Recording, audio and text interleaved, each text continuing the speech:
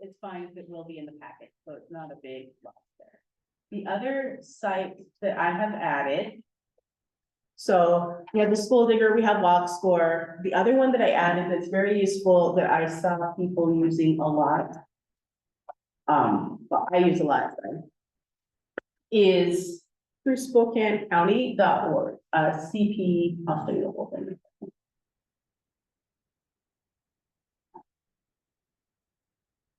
So this website is very helpful. It will be in the packet when they're changed. I'll pull you in a minute if it doesn't bite me too much. I've had, in the 3 years that I've been teaching road renting, one person who was aware of this website ahead of time is through the Spokane County assessors, who is public information. And it's really frustrating when you're looking for something and people say, it's public information, just access it. Cool. How do I do that? So one individual who took my class, she was talking to a landlord, but the way he couldn't answer some questions on the phone felt off to her. She's like, what's going on with this? So she looked it up here and she found out the name that they had given her as the landlord was not the name of the person who actually owns the property.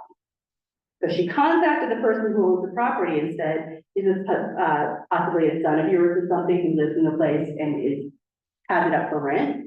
And he said, no, I own that home and I live there. I'm never gonna rent it out.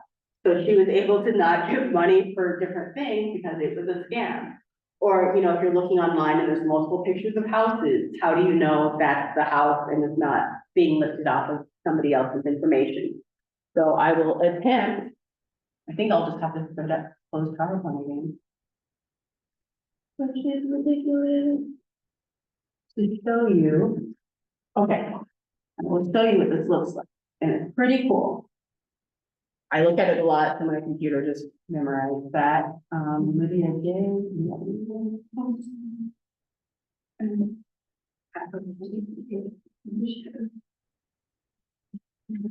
Yeah. So the cool thing here is you can, it's pretty bare bones. You put in an address. So I'm going to use the house that I lived in as a kid, 1228. And if I start to put it in, you see in the drop down, other things show up. So East 16th Avenue, right there.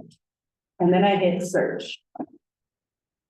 When I go here, I can now see that on this home, I can see that it's a couple who owns it, and they're also paying taxes on the property. You can see pictures of it, so you can make sure those pictures match the pictures that you're seeing in advertisements.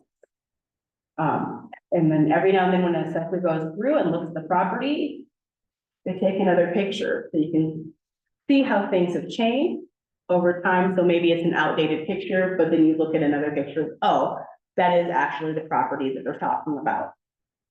As you drill down more, there's something that I'm immature and it does make me laugh. They give the site address.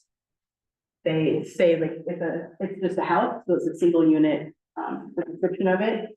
It'll give a neighborhood code, a neighborhood name. It's a South Cary district, so that's South Hartson. It's an unfortunate abbreviation. Makes me giggle. Thank you for laughing as well. That's South Hartson. So you can see that in the appraiser's name. And then as you drill down more, you can see throughout the years what the land was valued at, which hasn't really changed much, what the dwelling has been appraised at for a total value. The market value, the taxable value. That's this house had to blow up because 12 years ago that house was selling for $60,000. Now it's 228. But what I like about this too is I've had people take the class who were super responsible, paying their rent on time. They were great tenants and the landlord was not paying property taxes or their mortgage. So they got evicted because the landlord had the property taken away. So another thing you can look at is the property taxes. Please note, here taxes are due April 30th and October 31st. So if you see something due right away, that's not a problem. It hasn't been processed yet. It's not April 30th yet. You see these numbers don't match up, so they do owe some back property taxes. You can see in previous years, but it's also, that could be very telling on what kind of, if, are they behind on paying things? If they're behind on that, what other things might they be behind on? So then you can decide about the risk you want to take for renting that property.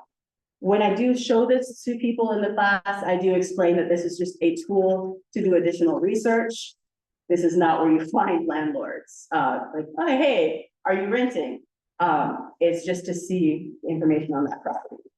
Another thing that's kind of fun, it's for any building in Spokane County. So I like to, you can't see it here. We'll do 906 West Main. Does anybody recognize that address? 906 West Main is the, yep, downtown library. This one's fascinating. You can see it for anything. So Spokane Public Library, you can see those pictures. And then it tells you it's a governmental service building. Let's see. You can see like the different appraisals, but then you can see like it's a very different animal. This is $24 million. Doesn't have property taxes because it's funded through levies, but you can see all that information. When you're looking at the site, anything that is blue is a hyperlink, so you can actually look at other documentation as well. So you can get super nosy if you want, but it is also just a really helpful research tool. So I've been incorporating this in classes. So I think it's on page 4, when it has those stories about different scams that people could fall for. And then one of the suggestions is talk to the neighbors. And I always say, I've lived in the same neighborhood for 11 years, same apartment complex. I know 4 neighbors.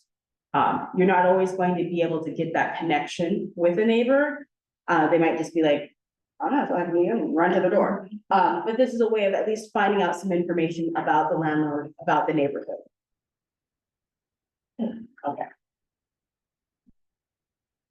Let me go back to the PowerPoint. No, I just closed it in. It is fine. Sorry, you guys, you just see me go through the same slide for 25 times. You know what they say, 26 times a time.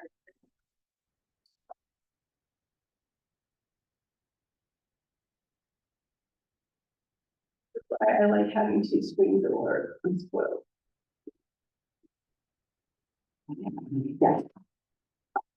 Oh, and now it's okay.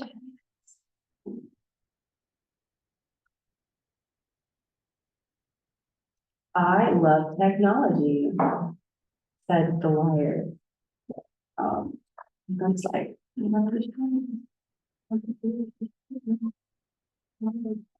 well, because we're showing you 3 different PowerPoints on the computer, but it's not showing the right one. It won't let me change it. Okay. 9:30. I am so sorry, you guys. This is what my 9-year look.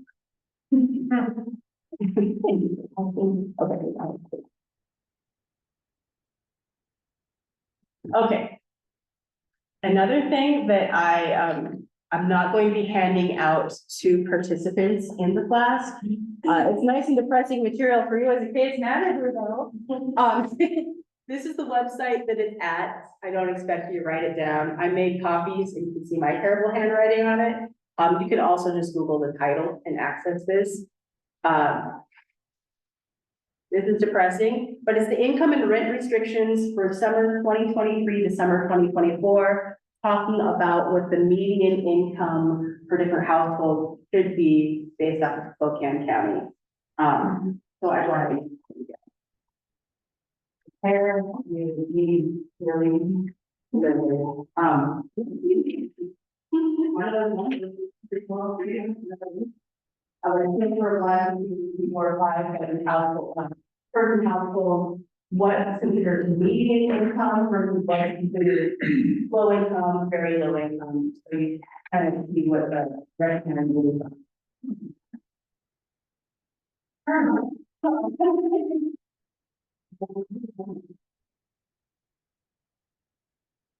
So did my boss this morning. It was fun. We both yelled and laughed a little. We cried. Great time was had by all. I'll give you a second to look at that since. Question, how is this calculated? Is it, but I would like to know that too. I'm like, because if they're talking median, usually like, that there could be people who are super wealthy. Well, so do you know, okay, let's bring it a little nerdy. There's mean, median, Yeah. grade, average. So average is taking everything, adding it together, dividing by the Yeah. number of, components put in. Median is not that way. Median takes everything from the lowest, to the absolute highest, and lines them up and just finds a middle point. Yeah. So not the average, but yeah, I still, Yeah, they just say average. yeah, so I think they're calculating a median, but I don't know those people. And everybody I talk to also doesn't, less like a median. So just so you have that information, I will be, when I do those rollouts in May, I will be adding that as a document that you have access to. You can also just Google that title and it will pull up the PDF of it. But it's a lot to type, so I will have that available for you too. Hopefully you can read my handwriting. Started off decent and kind of went off, so sorry about it. The tenant's rights and responsibilities packet. I'm glad I didn't do a quick rollout last year, and I didn't because there hadn't been any major law changes, so I made that executive decision to just hold off. And then July 2023, July 23rd, 2023 came, like, great. Now we need to update those packets, but they're good laws. Are you guys familiar with those changes? Some of them, if you go to WashingtonLawHelp.org,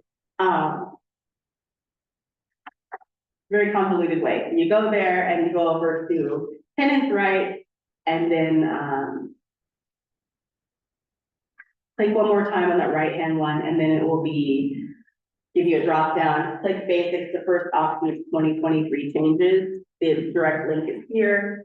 I'm not gonna mess around with my computer again because it will locate it at this point.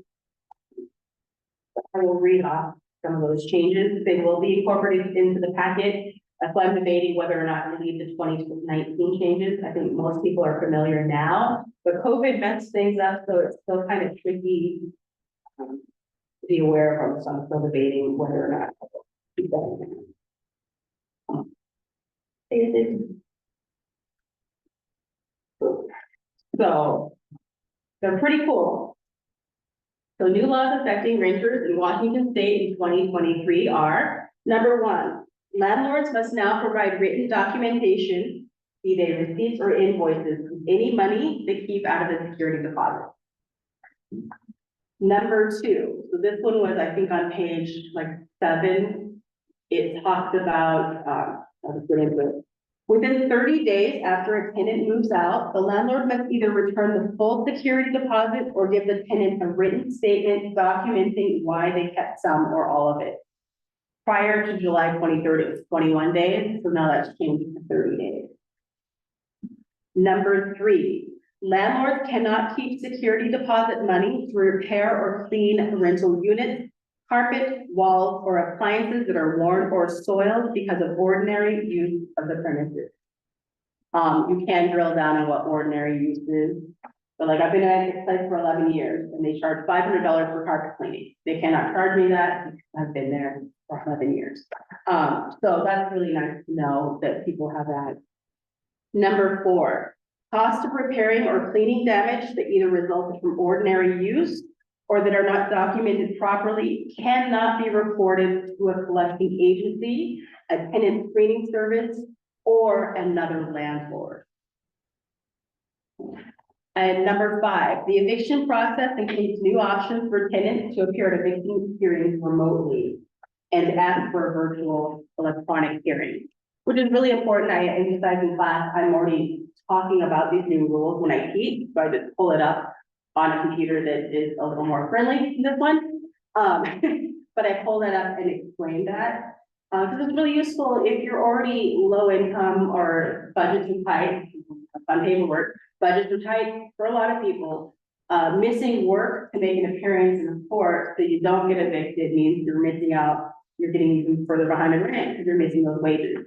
but being able to zoom in, at least maybe you can take a longer break and, get in, and then you're not in contempt or anything like that as well. So, I really do like those changes. You can access them at WashingtonLawHealth.org. They do drill down more, but I will add that in the packet, in the place where I have the law changes, so that will be added to it. So I do like it. Not all that, the law sounds great, but how enforceable is it if you are working to have enforceable lawyers? So one of the laws that changed last year was the right to counsel. But I think that may only apply for, 14-day or 88, but they notices, but I would contact.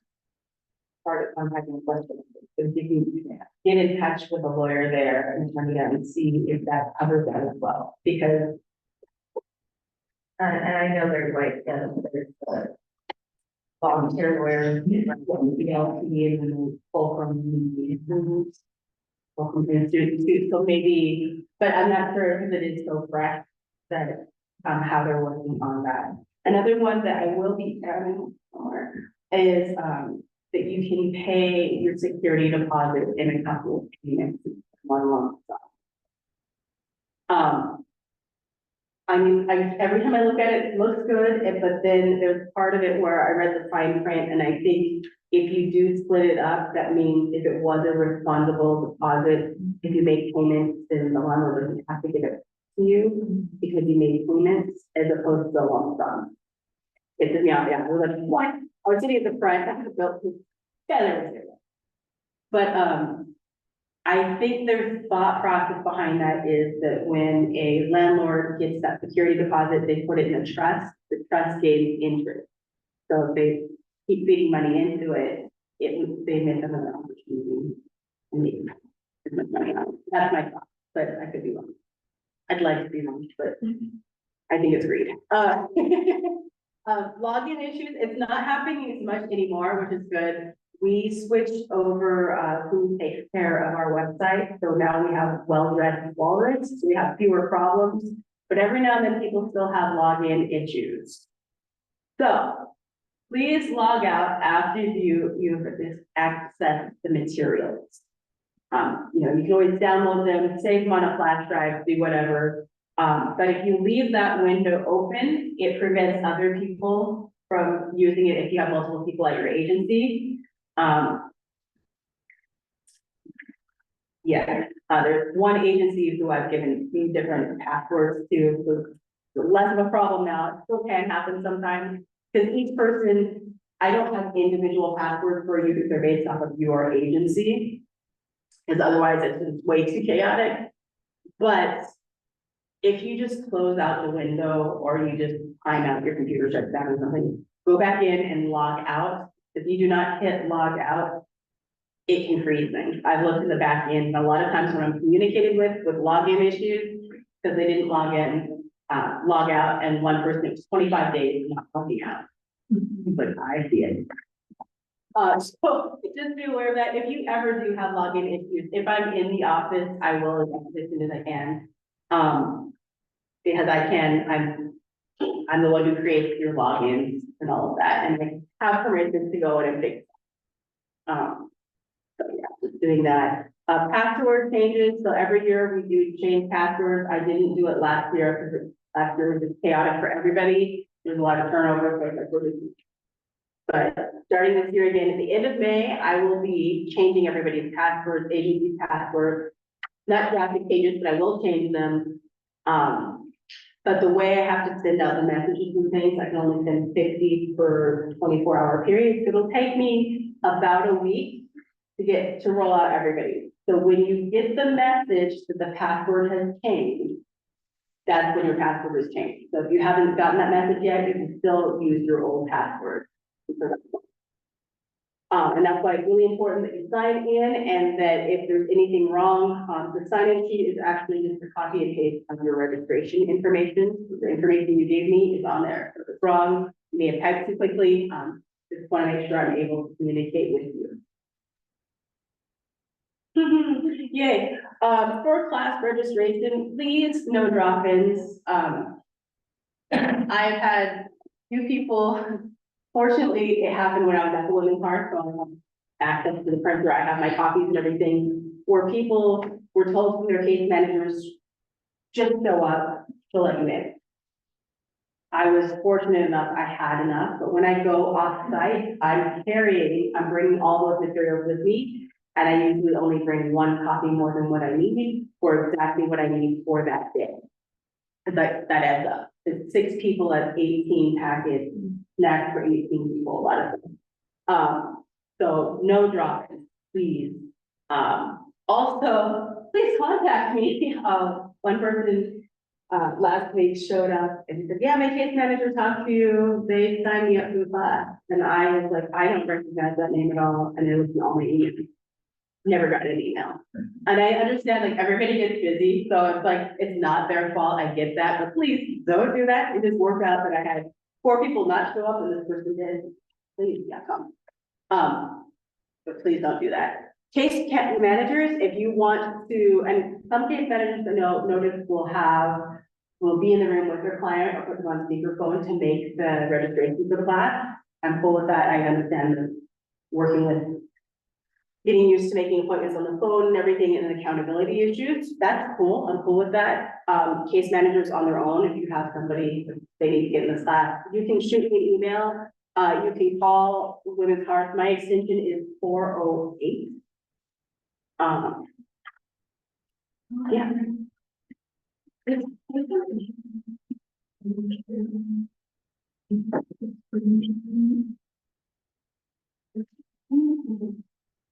On my website. I will. Buzz it.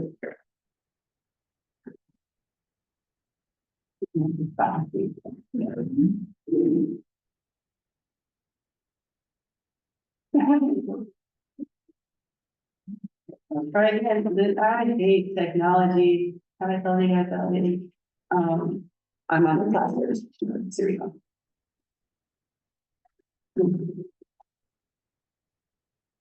Thank you. Yeah, it looks different on me, but if it works, no, it's wrong.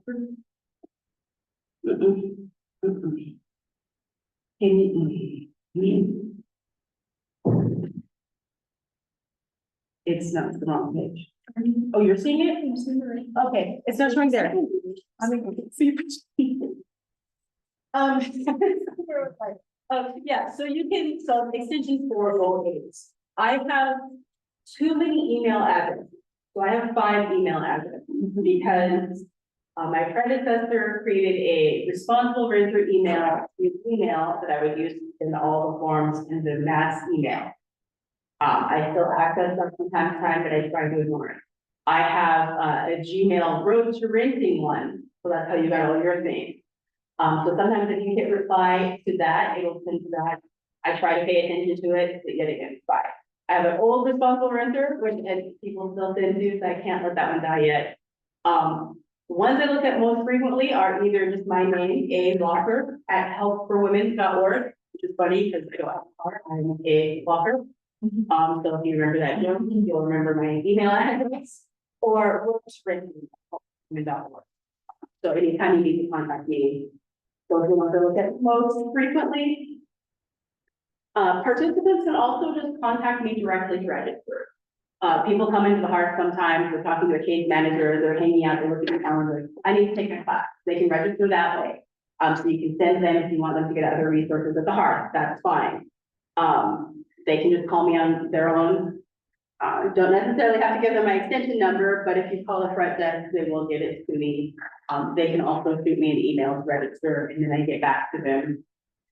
With the information of when the classes are. With calendars, I do my best to get my information onto the calendar correctly. Sometimes there's just weird schedule conflicts, we end up changing something, so the calendar might not be the most up to date, but the person in charge now is really on top of it.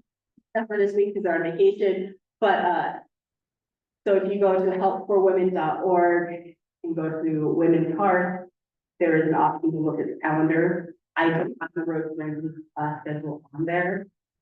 it was a little wonky. I had to change things around this month. I'm trying to get back into the pattern of the second month. I try to keep that as consistently as possible, but if you ever need clarification, you can always just give me an email, like, I was not seeing the calendar, I forgot where to look for it. You can just ask me, I will be upset if you call me Angela, that's it. Yeah. And then I am making sure that registration closes the day before the class. 3 p.m. Right now, I'm able to work 40 hours, but my standard is 35, and I start at 8:15, 8 in the morning. So if somebody shoots me an email at 4:30, I'm not seeing that until the day of the class. Sometimes I'm able to like tweak in and prepare materials, but sometimes I'm not. So I just want to make sure, the day before the class. Sometimes with exceptions, I get it, like, hey, it's last minute, this person wasn't available. No, I try to make as many accommodations as possible, but please contact me so I'm aware. Having 3 people drop in. I'll try to make it work. Oh, that's not working now. Oh, this is great.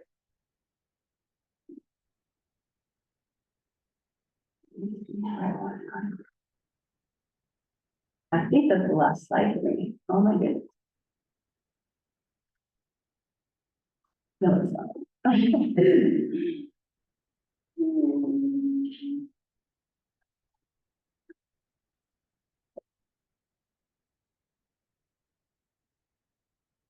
The last thing I had, you don't even know if it's show, it's not gonna show on here.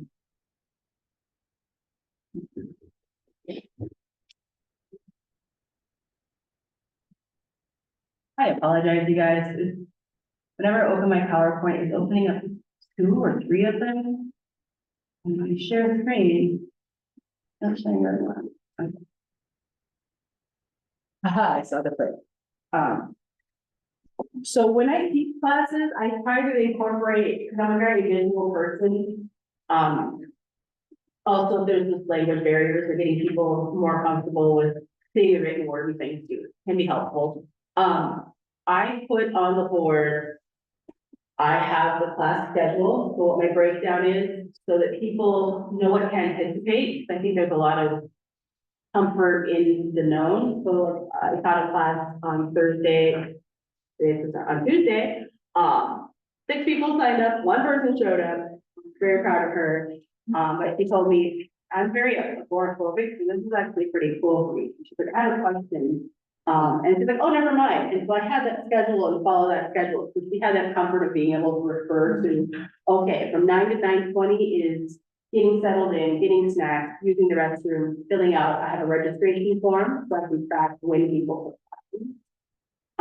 and do all that. And we had a third of stuff to get everything settled in. He likes the comfort in that. And then, I say finding a home, and then a 10-minute break, and then 10 breaks and responsibilities, and a 30-minute break, and then that last section. So there's comfort in knowing that. And then at the end, I have at the bottom, I have classroom expectations. Like I said, I used to teach, so we got really in the habit of writing like agendas for the day, and just kind of marking it off so you can see your progress. Kind of cool. And also what you expect out of people in the class. So, I say, please have your phone on silent or vibrate. I understand everybody has, your adults who have lives, things happen. So I let people know if they have to take a phone call to a doctor's appointment, problem with the kids, something, they can step out and come back in. But please have that phone on silent or vibrate, especially if there's multiple people in the class. It can be very disruptive, both for them and then I may lose my train of thought too. So you want to keep that for everybody.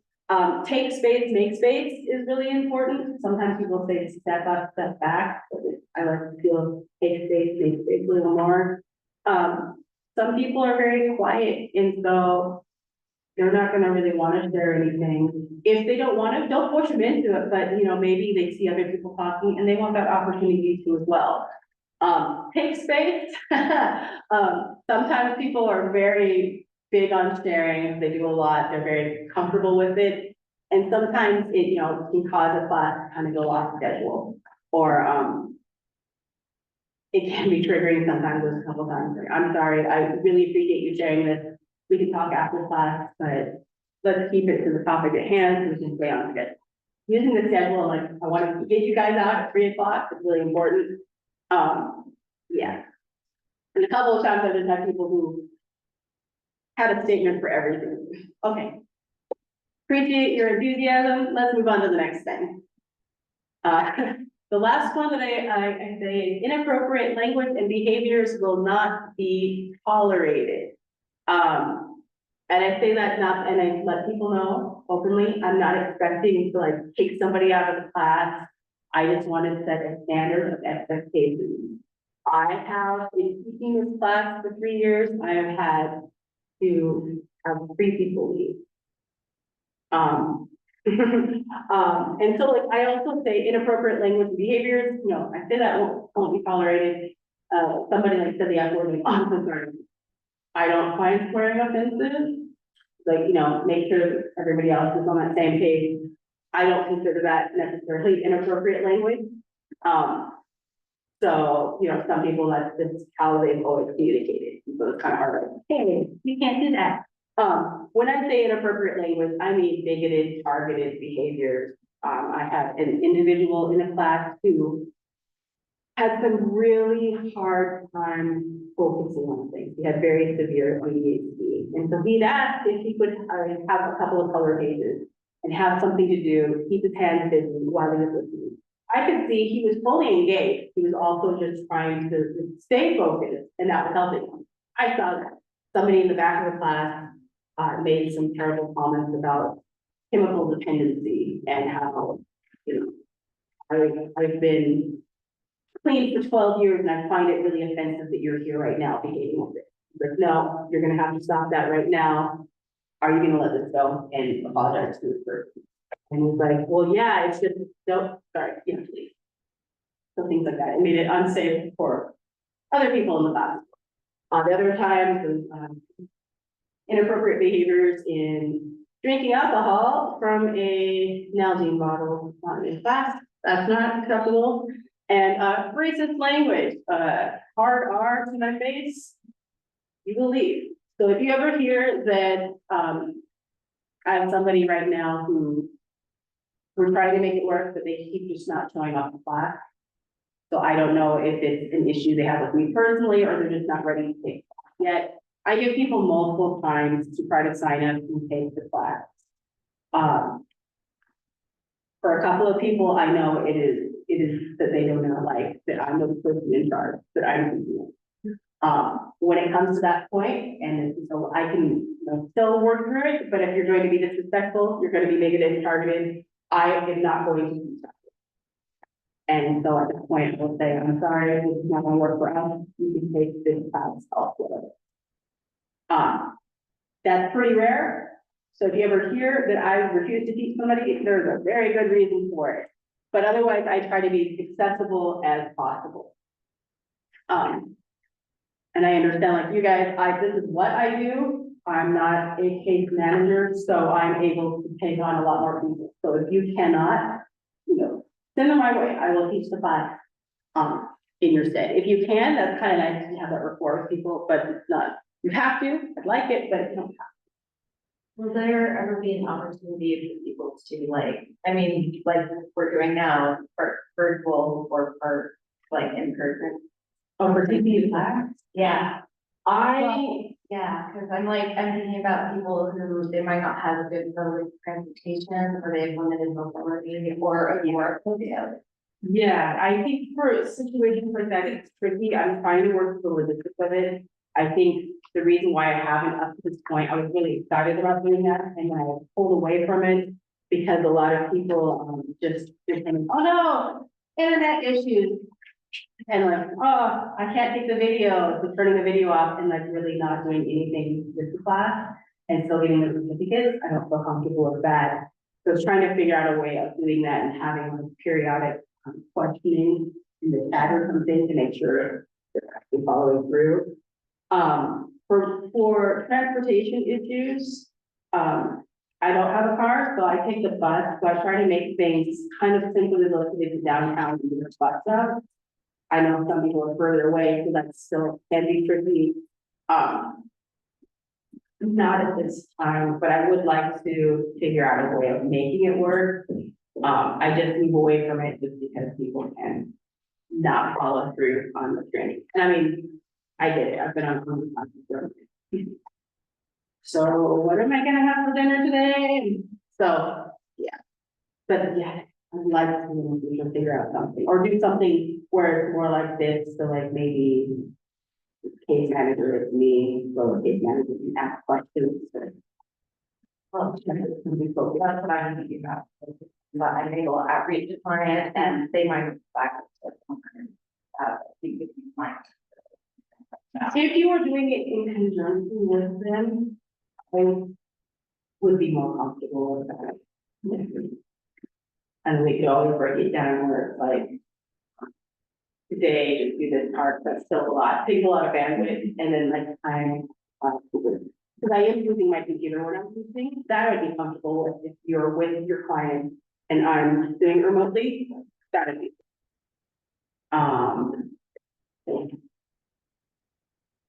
Really good questions, thank you. Trying to think of something else that I wanted to say to you guys, because we are really speeding through this. I'm talking too much, you guys can take up some things. You guys have any questions up to this point about things that have shown up in classes or, things you would like to see in the future of road renting? Or like the, more of an online option?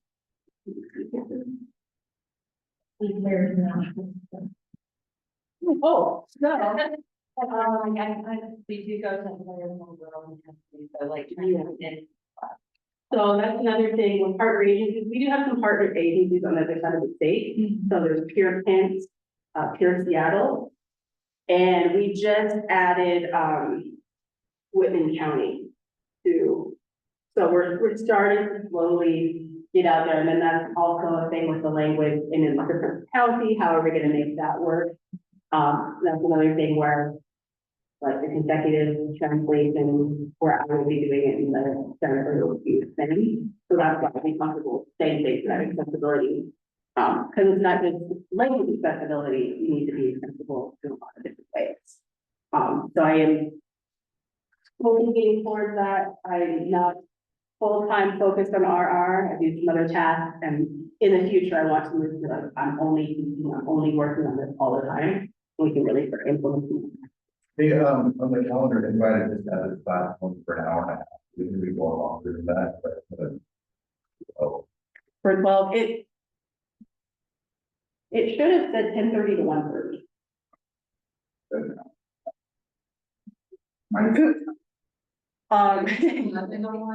So what, yeah, so because we're going to have Megan start in and then Lori, but we're gonna do that a little already at 11:45, so I don't wanna. Yeah, the invite that I just have it for an hour and a half.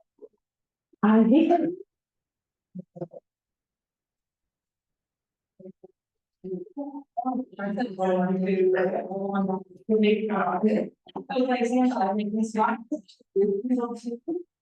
wonder if that's very helpful.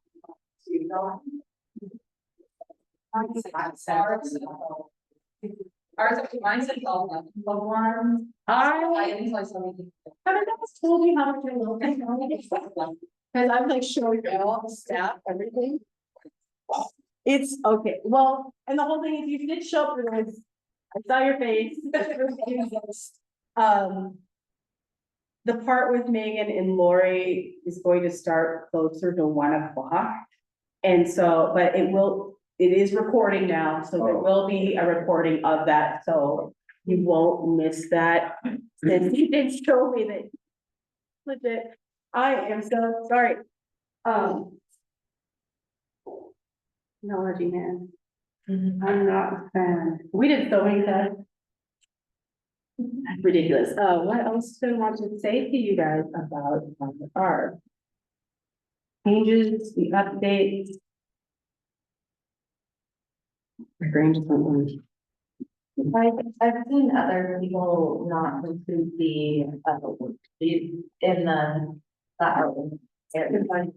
yeah. So, thank you. In the MOA, it does say that you have to check for understanding.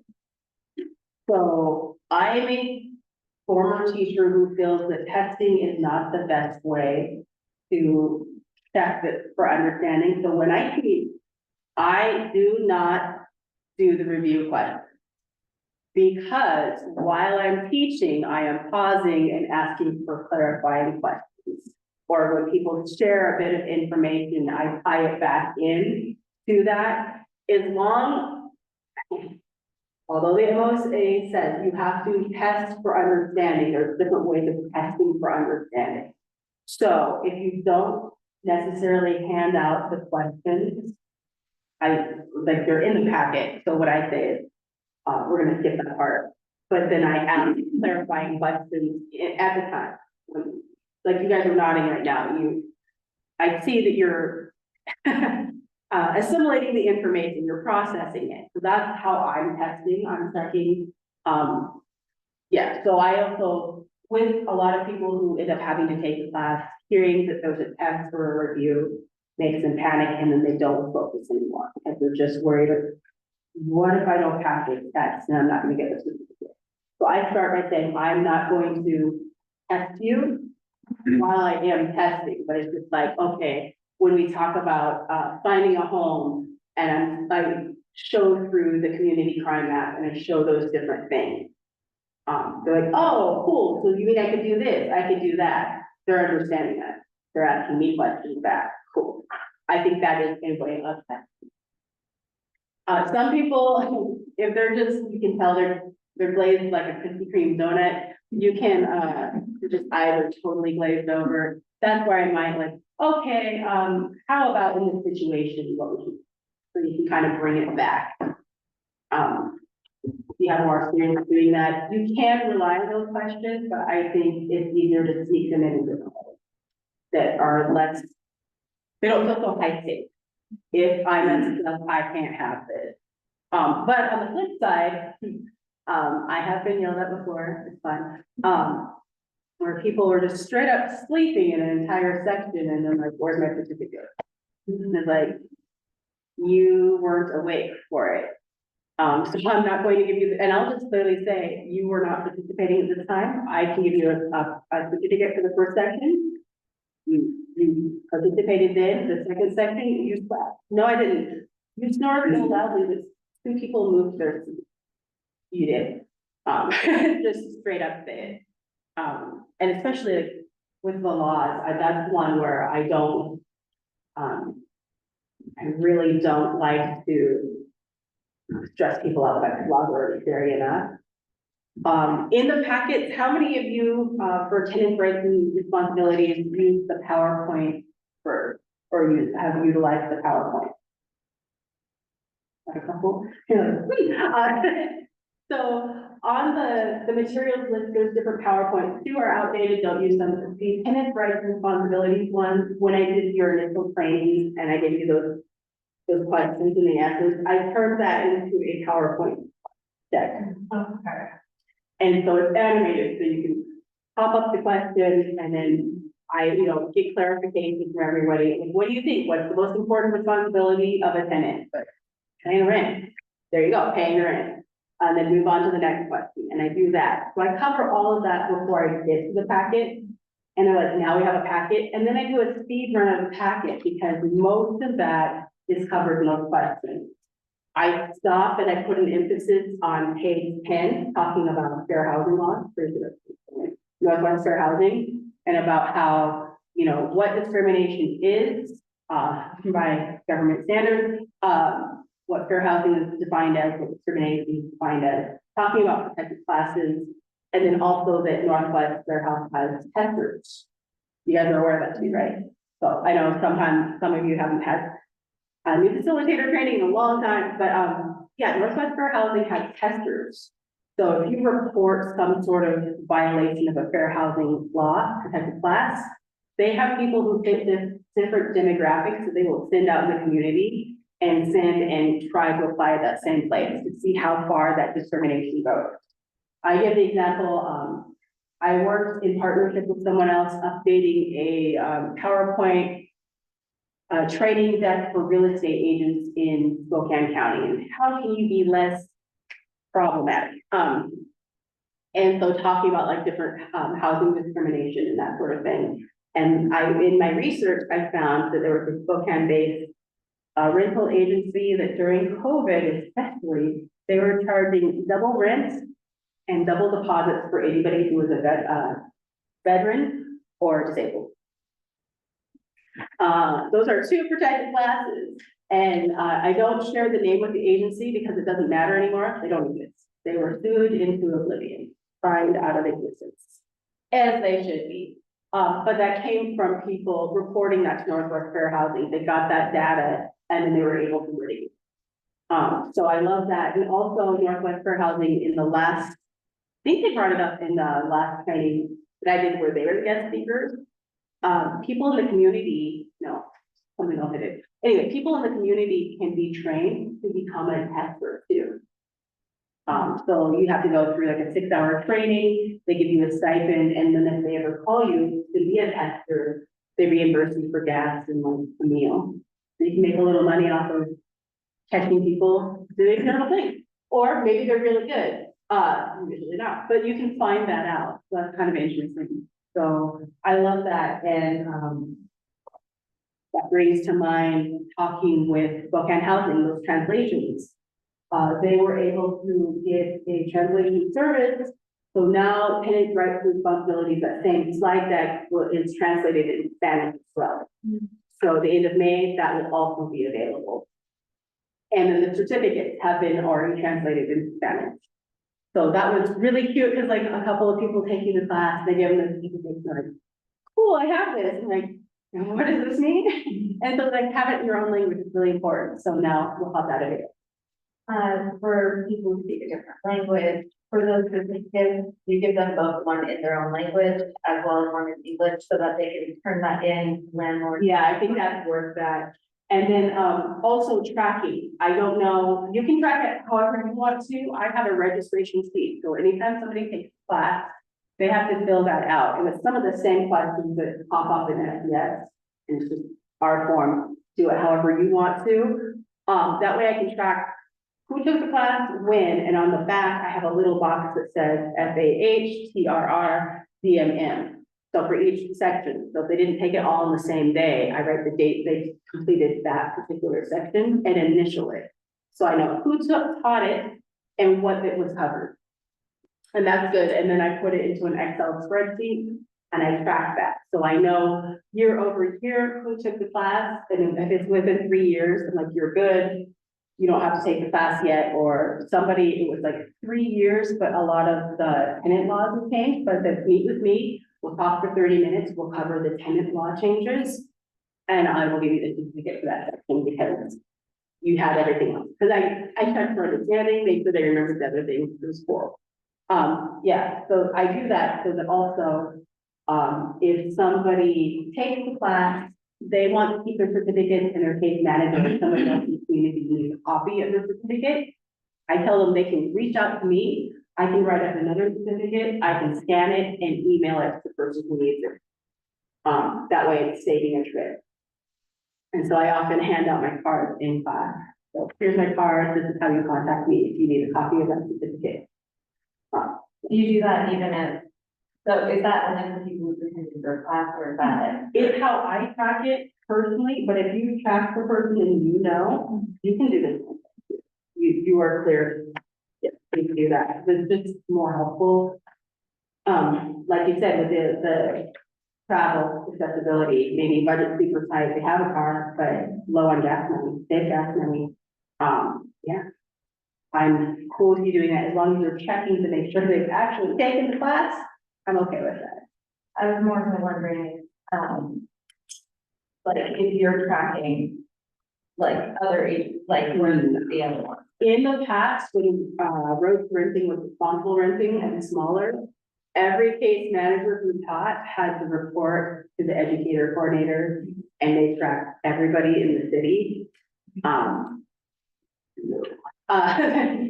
You would never see me again, and maybe that's a good thing for you guys, I don't know, but it's a lot, so I just track my own. So I also tell people, somebody who's like, I took a class from Snap, I need a copy of my certificate. Yeah, I can't do that, don't have that information. Yeah, but it could always be, yeah, I think in the future, it would be nice to have like just a straight up road rental database where everybody could just throw their information out and then we could see those numbers.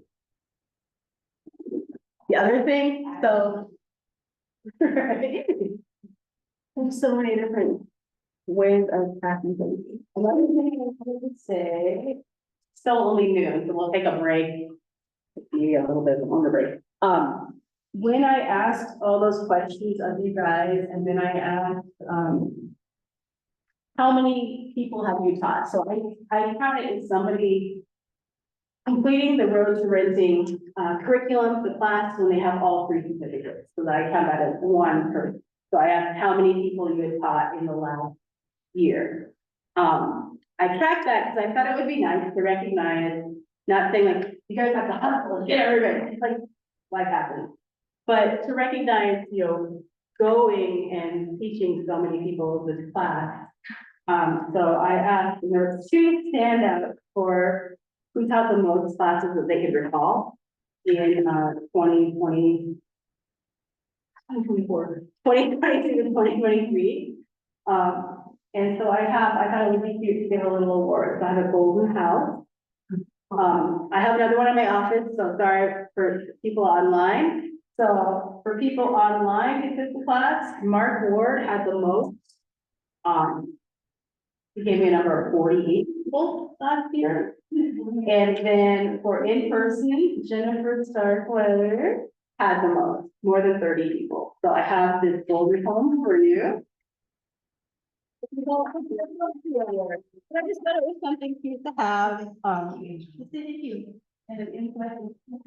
Wow. Very cool. Thank you. You're welcome. I'm an origami nerd, so if you ever want to know how to make weird things, I'm the person to do that. So yeah, it's just kind of nice to track and just see in the community. And that's the whole thing is a lot of people who take this class, I think this class is helpful for people regardless of housing status, like I said before, or economic status. Talking with my friends, my friend's mom was having some huge issues with her landlord not building the walkway, and it's part of the lease. And so I was like, okay, so in your letter of complaint, you're gonna mention this, this, and this. And my friend's husband is a firefighter. And said, also, here's the city code for that. So we did the 1-2 punch, but it's helpful information for everyone. So I want to get it out there where more people can find out information about the class. In the future, my goal in the next couple of years is not just be teaching RR and having those classes in conjunction in other languages. I would like to do some more working with case managers to having classes of housing preparedness. People who haven't been in a housing situation for a long time, be it they're teenagers and coming into adulthood, adults who've already doubled up with somebody or camping. It's a very different world being housed in the things that you have to be aware of and to do on a daily basis. And it's not normal. So how do we normalize that? So I want to start having mini courses on cleaning schedules, communication with landlords, communicating with neighbors in a productive way, different things like that. So I want to make it, you know, more like, okay, great, you have the certificate, go find a house, and then have it more like a better transition, and then also, you know, being able to touch base again, and you know, cooking and things. So in the future, I'd really like to make it more encompassing, all encompassing in housing. We're not there yet, but it is something I'm working towards. I already have some case managers who I work with, like, ooh, I have an idea for that. So, you know, just ways that we can make it better. Yeah, better. See, it's still only noon. So you've had a whole bunch of questions. Any other questions or from online? Only one question, someone just wondering.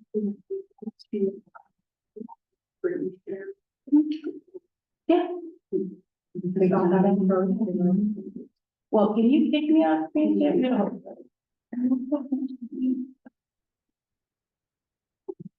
Oh, make you the host again.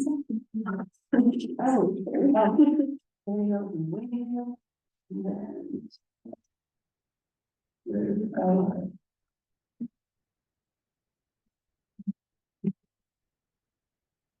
people, oh, no, mine is weird. Because I'm logged into the big one. Yeah, if you want to play with it, you can, it's, you'll see your right. This is why we brought two computers, and then I brought my personal one here to be ready. Wasn't the Girl Scout, but they went on TV.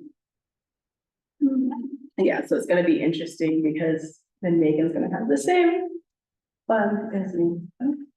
Yeah. See what I'm talking about? It's trash. I open one window, it opens four, and it does all these stuff. Yeah, thank you online, everybody.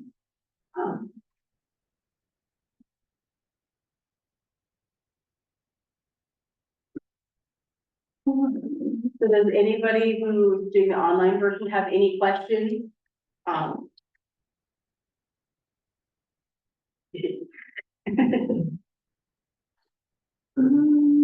We've had some really good questions here in person, so I don't wanna go totally on the spot, but most of your ID faces. Cool. Not a question, but we have a comment from Luann. We offered a class, and this is from the way out. We offered a class to in-house guests, the way out, had about 30 people so far this year. Wow, that is, yeah, that's a good amount for April. I have to keep reminding myself what month it is. Yeah, and I think that's another thing that I'm having an issue with my personal teaching is people. Oh, yeah. That's a good idea. Remembering them. So with teaching, I have a lot of people who sign up because they feel like, oh, I have to do it now, or they call and say, I have this deadline, I have to take the class now, and they don't show up. So, I try to, when I talk to people on the phone, kind of ease their concerns, because I think sometimes I had a few people who signed up twice, it just didn't work out, because they just panicked so much, and when they showed up to the class, and I said, I don't test, I test in different ways by checking. And that just relieves them, they're actually, hey, I learned a lot, I enjoyed taking this class, taking that off, but I'm trying to figure out ways of getting more people show up. When I look through, and mind you, I don't do any case management, in the 2022-2023 year, I had 116 people get all three certificates, but looking at the numbers, it would have been close to 200 had everybody shown up. Life happens, and I get that, but it's nice to see like all these big numbers mean a lot of people are getting that information. Yeah, I keep saying, like, this information is useful for everyone. I've used it personally too. Listen here, the RCW uses it, or, the last session I think is the hardest, you know, I'll focus on. I've been doing more when I do the new facilitator trainings. I haven't so much in the past. Is in the debt and money management section. I know that can be quite the slog with money. So, you know, I talk about, I do show the annual credit report, how to get those credit reports. I talk about credit scores and what they're looking at in a credit score. I also talk about how it is a convoluted or inconsistent.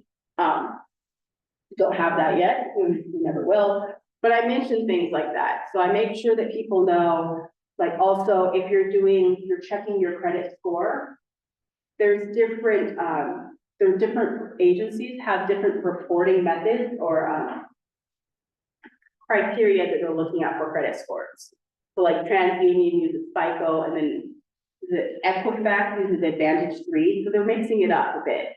So I mentioned that. I also mentioned if you have a bank account, so with my Big Evil Bank, I can see my TransUnion FICO score on my phone.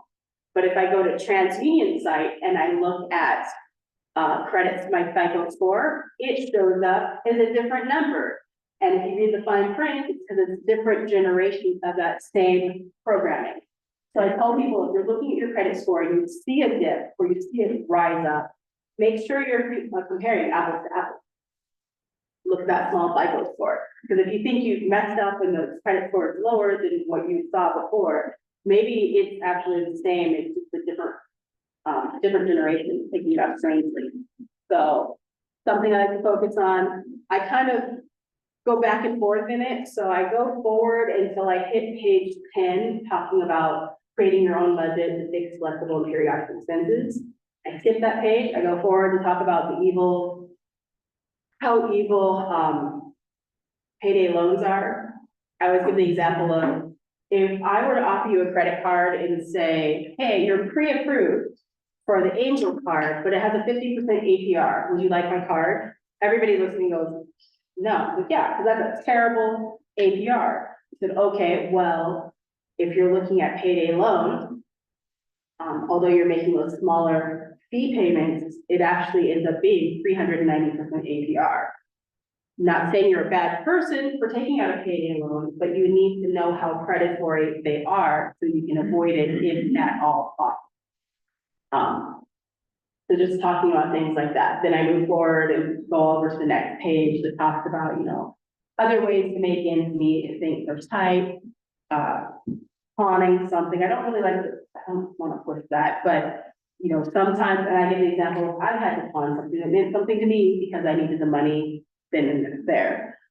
Being aware of that, having that, trying to remove yourself from the situation so it's not something that's going to be, set you back in other ways.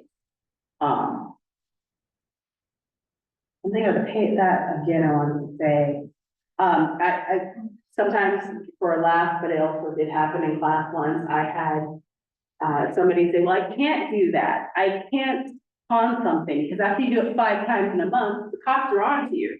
And so it's like, I'm saying to pawn something of your own possession, not somebody else's. So that happened in class once. It was kind of funny. I did not make fun of that person in the moment. I was very professional and said, no, I'm saying something of your own. But when I mentioned like, I mean something of your own, that now in class people are like, who would not? It's like, it's happened. So bring some levity to it in different ways. Just because, being relatable when it's talking about money is hard. And then I keep going forward into looking at the budget, how to create your own budget. And I say like, the point where like talk about savings. If you have the ability to put money into savings, that's cool. But I think the most important thing is being able to pay the bills that you have. And so if you can't make ends meet, trying to figure out other resources that are going to help out. You're not a lesser person for it. It's just like the stupid AMI thing. It's inaccessible for a lot of people, and just acknowledging that. But I go through talking about creating the budget, and then I like to show really cool resources in town. So I end on a high note of these are things you can do that don't cost money, or one that does. But I show like if you are you guys familiar with the EBT market match? So market matches, you can take your EBT card to farmers market. Main Market Co-op also does it, but their deal is not as good. But you can take it to farmers market, and if you take for example, $25 off your EBT card, they match 25, and they give you points. And so you can buy, produce is always so expensive, but that makes it a little more manageable if you're getting a little more to support that. So I point that out. And then I like to show the cool things you can do with a library card. So once a month, I teach road renting at the library. And it's not because I work at Transition, it's not because I have a title, it's because I have a library card. And so you can rent those rooms. They have added an exception to it, so if you do not clean up after yourself, there is a $45 fee. I've been using them for 1.5 years now. Just clean up after yourself, you're not gonna be charged. And each library has their own spaces. Tonight, my friend group and I, we're gonna have a dance practice. We're using it in the South Hill Library. Used it for knitting and crocheting, because I'm a party animal. You can do birthday parties and things as long as you're cleaning up after yourself. I also show at the library, there's a library of things. Are you guys familiar with that? The library of things, you can check out things like a laminator, a sewing machine, guitar, ukulele, a badgement, so you can make badges, gardening tools. So it's really cool games. So you could have a game night do it at the library, use their heat, use their electricity, you have the room, you rent the game, return the game, clean up the room, your place is still clean. And so that, I like to, you can do that. The library also has, museum passes. So you can check out, and the calendar fills up quickly, so you really have to pay attention to it. But you can get passes for Mobius or for the Museum of Art and Culture. When you make that reservation on your library card, it's good for 2 adults and up to 4 children. And so that's a cool way of doing something that can often seem inaccessible financially, and you can do it on a library card. The library also has a really cool app. I have on my phone the Libby app, so I check out books. You can do it digitally. They have audiobooks. And the cool thing is once it's due, it's not available to you anymore. You don't have to worry about late fees. Tyler, can you think of any other of the mini free grants I've given at work? Yeah.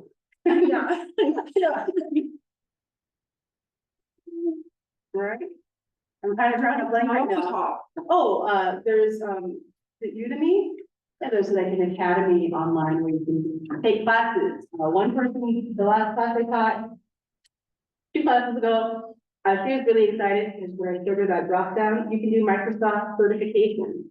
That does cost $125, so you can do all the training for the library first, go through all of that, and then just pay that fee to get that official certification. Lydia app is similar in, if you're good at being self-motivated, you just self-study, pick up information. It's nice if you're more of a learning nerd. There's some really cool things there, but also just fun things to do. On Academy, which is the one related to that. Yeah, there's some really cool resources out there that are free, that can really help you in life.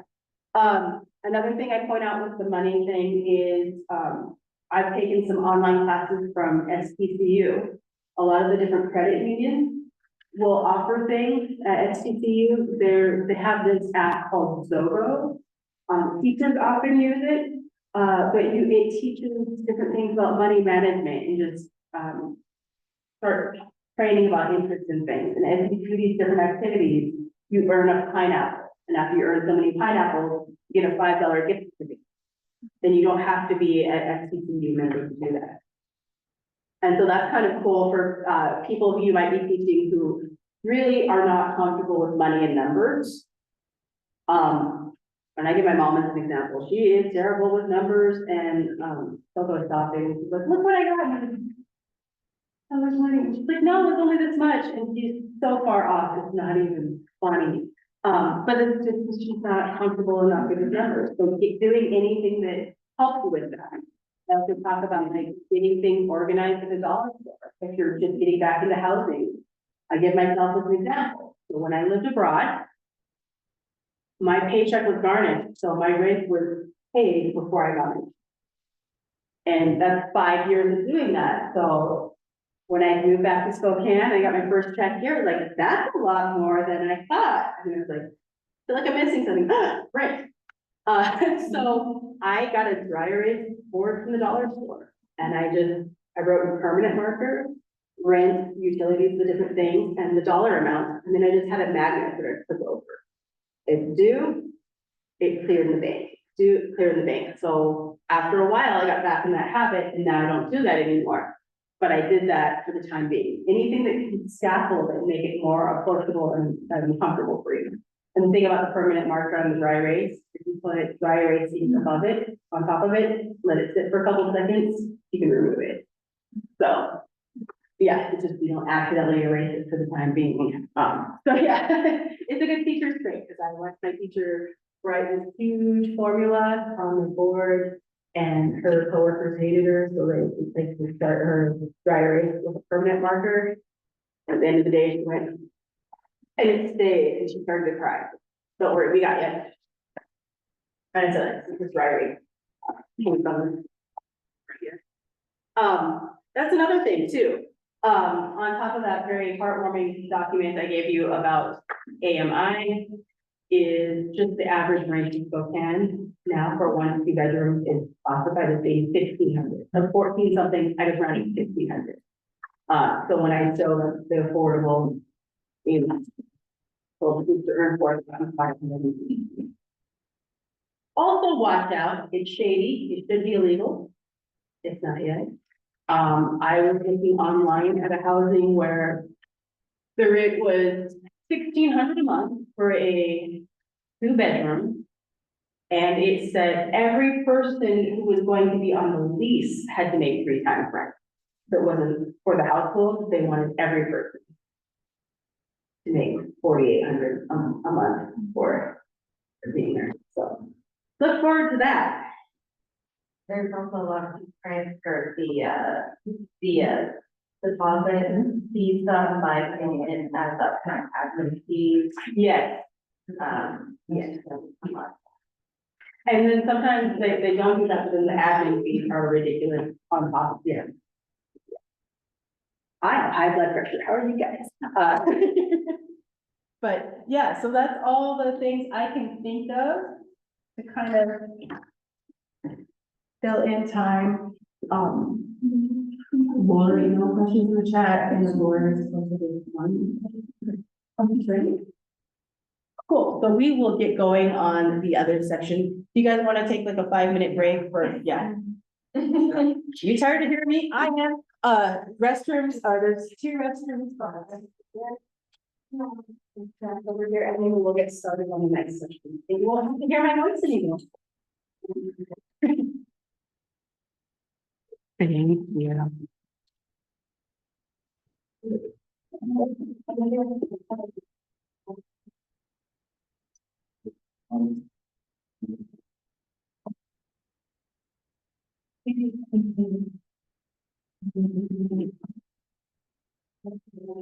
When you're done, I'll go over my friend. It's fine.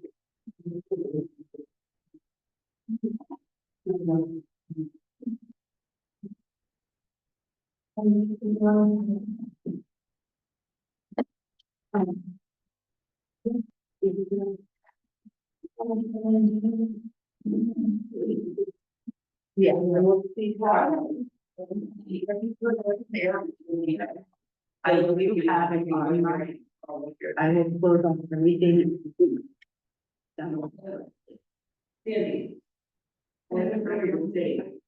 Did you get meetings? Yeah, I did. I was smart.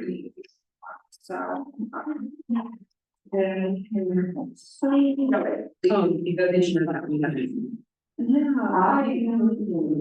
You're not posting it, right? You're gonna get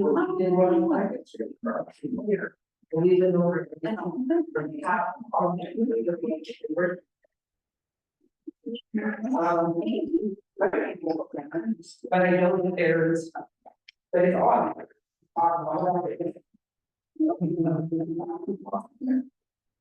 When I'm not. It was something, no, I moved it because I already came back to the office, and I was like, oh, well, yeah, just be first, that's like.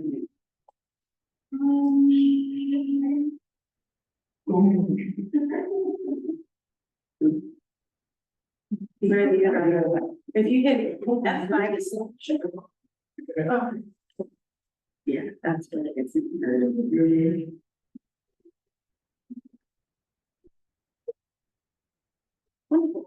then if you put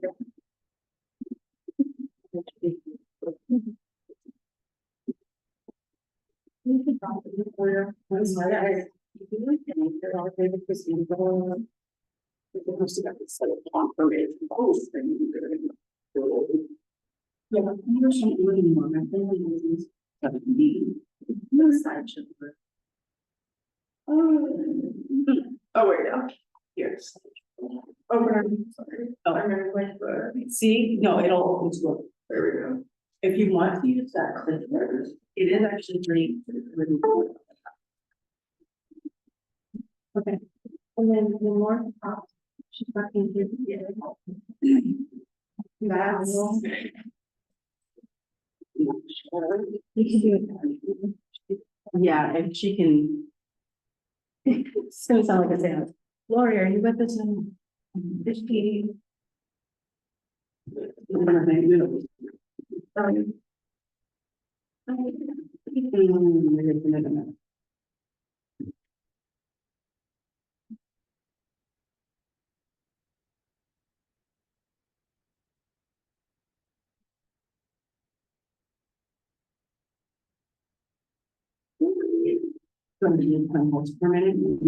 Yeah. Gonna be the recap. The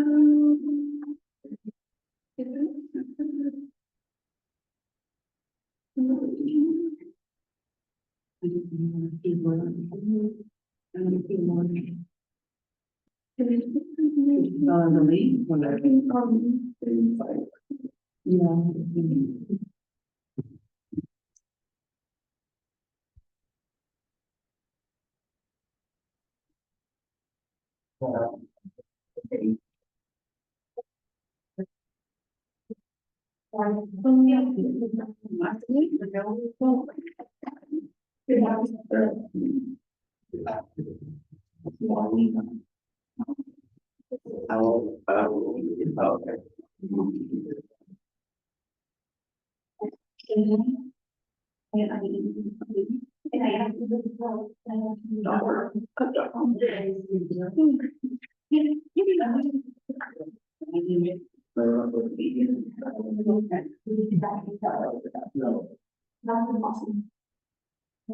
Hey, we're emailing you the link. Is your email?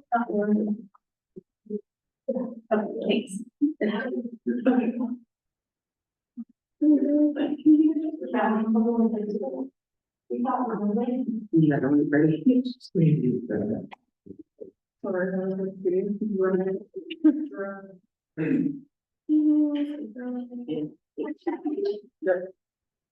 I'm ready. And then once I feel it for the day, you can post. And if you do it, it's not like that. But we don't, that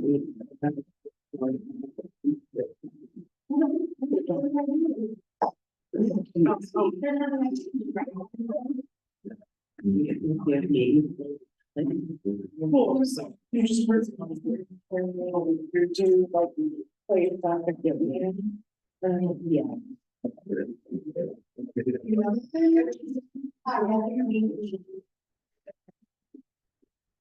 That's fine. We'll just see how much she's in. Because the thing is, when we're practicing the mouth, we're reverb, it's like night now.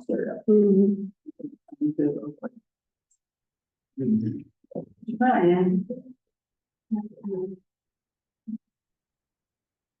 You start off with a couple minutes.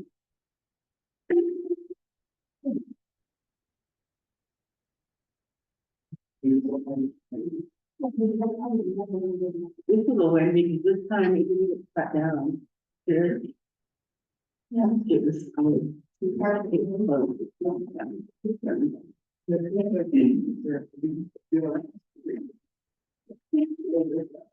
This time is just. I can always.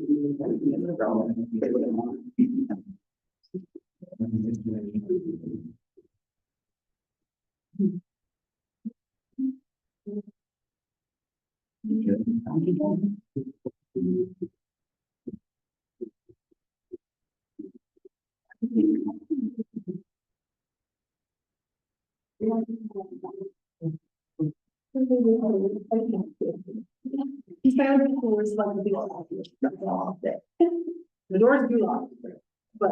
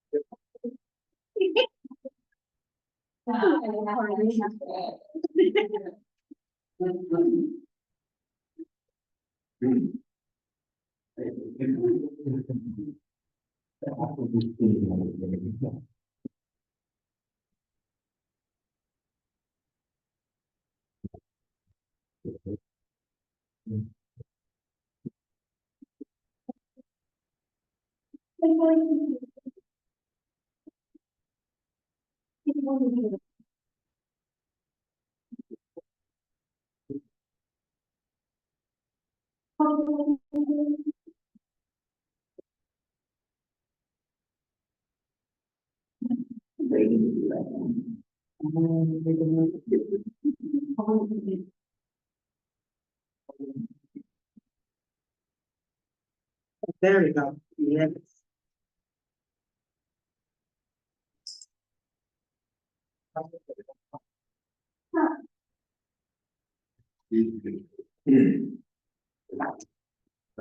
Yeah, this is. Experience now.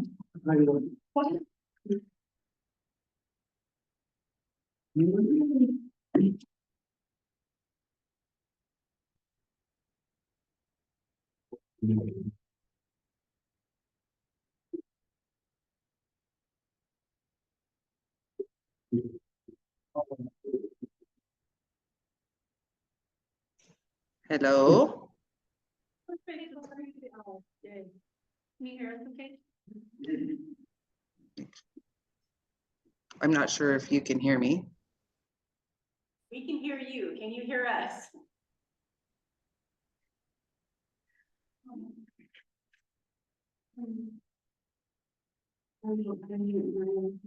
Hopefully, if there's feedback, you guys, I'm very sorry. This is the joy.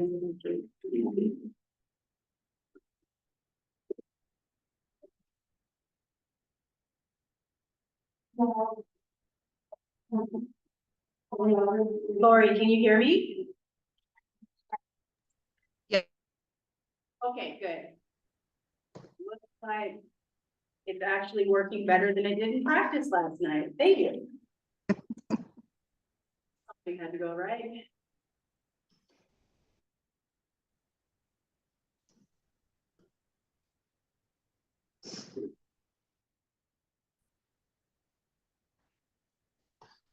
Then yours is connected to. Okay, so it should, then she has the PowerPoint, since mine has been so problem.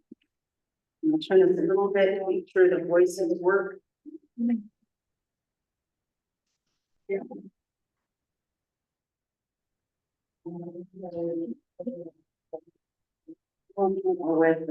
Distracted. The visual, you unmute yourself. No, your Lori's pretty good. The owl just fine. I made you, yeah.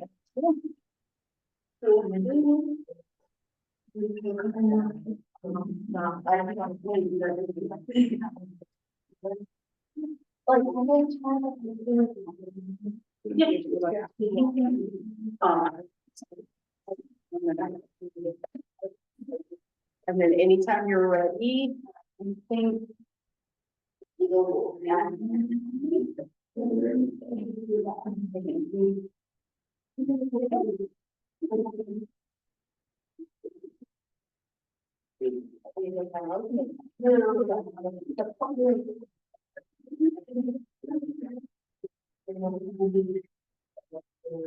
good to go. I didn't know. I don't know. 1 minute.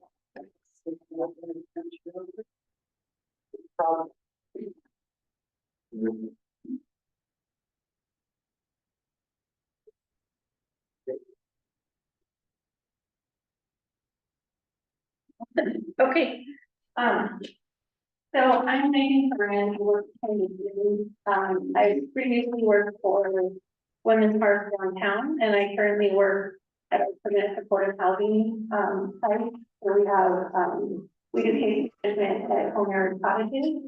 And then we do case management at Center Commons as well. Lori, do you want to introduce yourself? Sure. Hello. You know me, I've worked with a lot of community. My name is Lori Dove.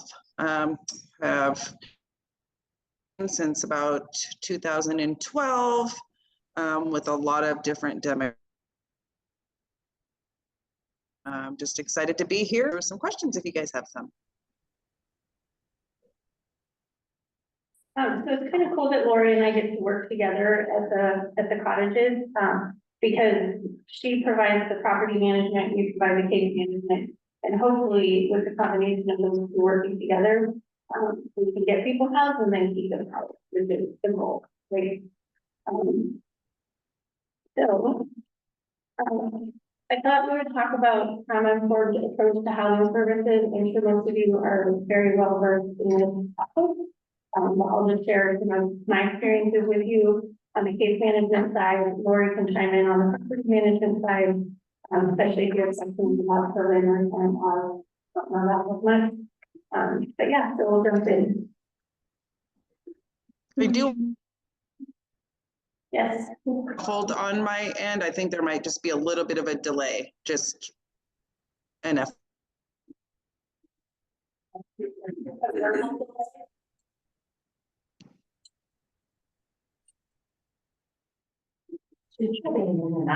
Yeah.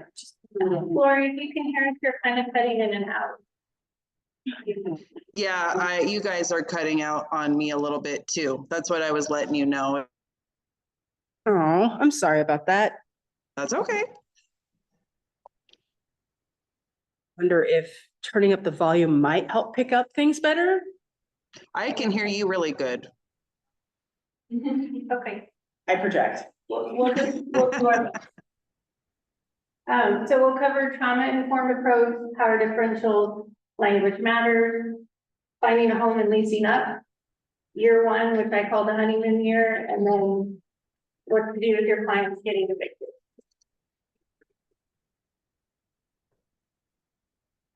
So really quick, just so that we have a working definition of what trauma is, this is from SAMHSA. Trauma results from an event or series of events or set of circumstances that is experienced by an individual as physically or emotionally threatening, that has lasting adverse effects on the individual's functioning and physical, social, emotional, or spiritual well-being. I like to think of trauma as a survival mechanism that keeps us safe. And I also, whenever I'm working with somebody, I start with the ground assumption that they're coming in with trauma. I have trauma sometimes collides. And so just being very mindful that oftentimes trauma might be in the driver's seat when you're working with somebody, and just to kind of keep that in mind. So when working with a participant, honor that they survive, that they survive.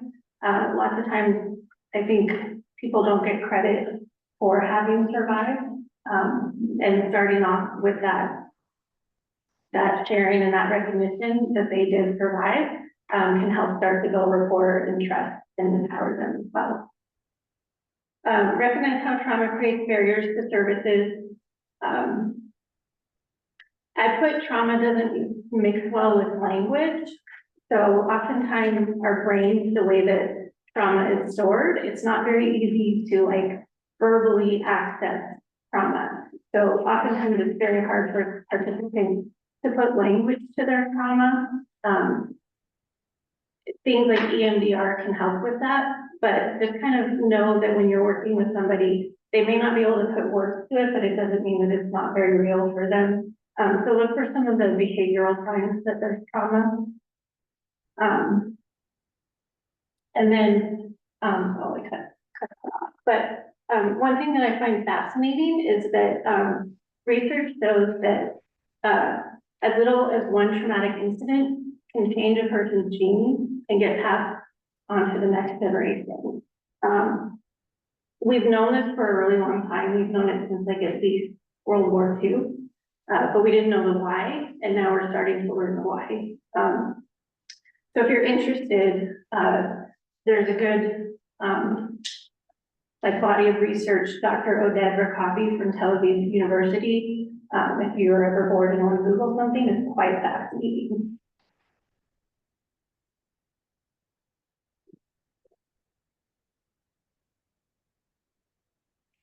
So trauma-informed care is a strengths-based approach grounded in the understanding of and responsiveness to the impact of trauma within the context of service delivery. Trauma-informed care emphasizes the physical, psychological, and emotional safety for both the participant and you. Trauma-informed care creates opportunities for survivors to rebuild their sense of control, autonomy, and empowerment. And trauma-informed care anticipates and attempts to avoid institutional and individual practices that are likely to re-traumatize individuals who already have histories of trauma. I put systemic trauma, that's us. So, as service providers, we are part of like the mechanism that creates and recreates trauma, for people who are working to get housed. And, it is what it is. And so like knowing that and being able to work within that mind frame is going to be helpful. Put yourself in their shoes. Are they being asked? Are you asking them the same question that they've been asked, you know, for the prior 5 years by your 25? Is there a way you can soften that? For breaks, let them kind of lead the pace of the interaction, and make sure that they know their own practice.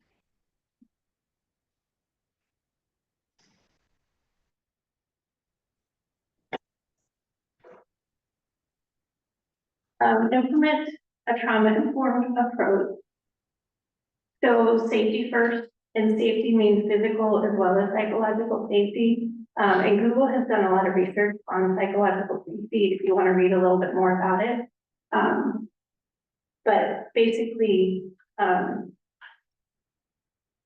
if there's not a sense of psychological safety, then it's difficult to kind of see the participants through all the way to housing and then beyond. So when they're coming to meet with you, like, what does your environment look like? What do you have control of? What does the lighting look like? How is the furniture spaced? Are there big barriers in between you and the person that kind of create a literal wall as well as like a sense of distance? Is there art? Is it welcoming? And are you welcome? So patience pays off. And then going back to that systemic trauma, understand that the housing process itself is traumatic. Transparency builds trust. So when you're interacting with your participants, be authentic. They have very strong bullshit meters. And so, you know, be yourself, but also be consistent. So consistency and predictability are huge with trauma-informed care. They should know what they're going to get from you each time they fill out. Empowerment and choice allow participants to lead the decisions in their housing journey. They have the right to deny a unit that's bound.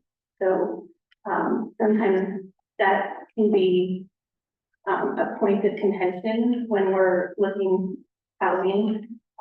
There might be very valid reasons somebody doesn't want to accept that unit. And it's our job to continue to work with them until they find units that they're comfortable with. Collaboration and mutuality, not keeping secrets, have hard conversations. So if share the good and your bad with your participant. If you have like foreknowledge that they're going to get denied because of something on their background, have that conversation. If they find out that you're keeping secrets, that's going to break trust. So, and then cultural, historic, and gender considerations. So honor the experiences of your participants and ask questions. Have you discussed their cultural, historic, and gender considerations when they're looking for housing?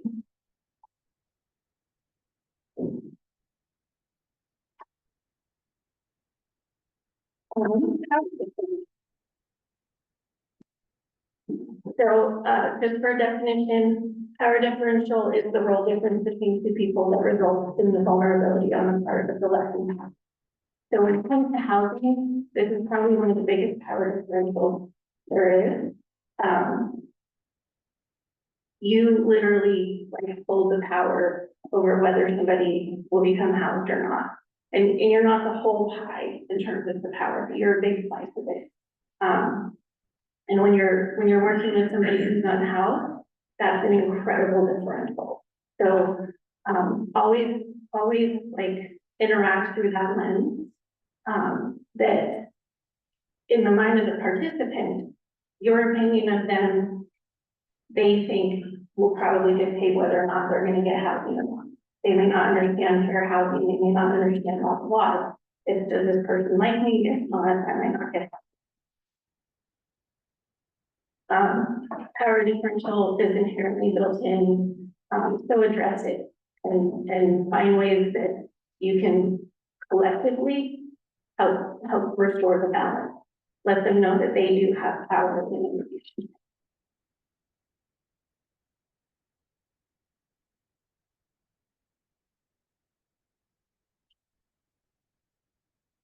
Language matters. So Angel covered a lot about, if English is not the first language, how to navigate that.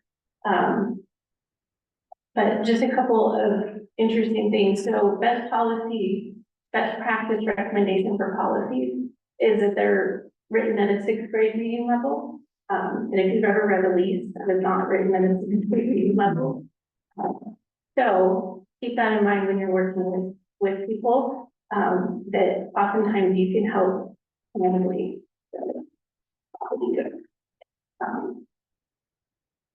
Our documents translated into their first language so that they truly understand what they're signing.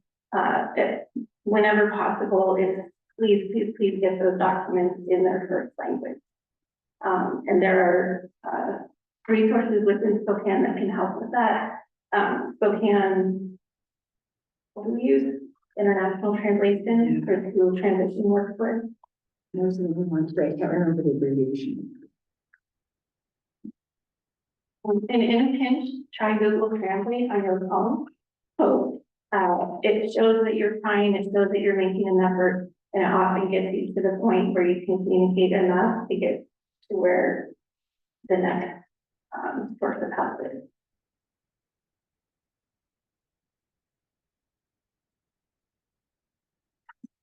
What we say matters.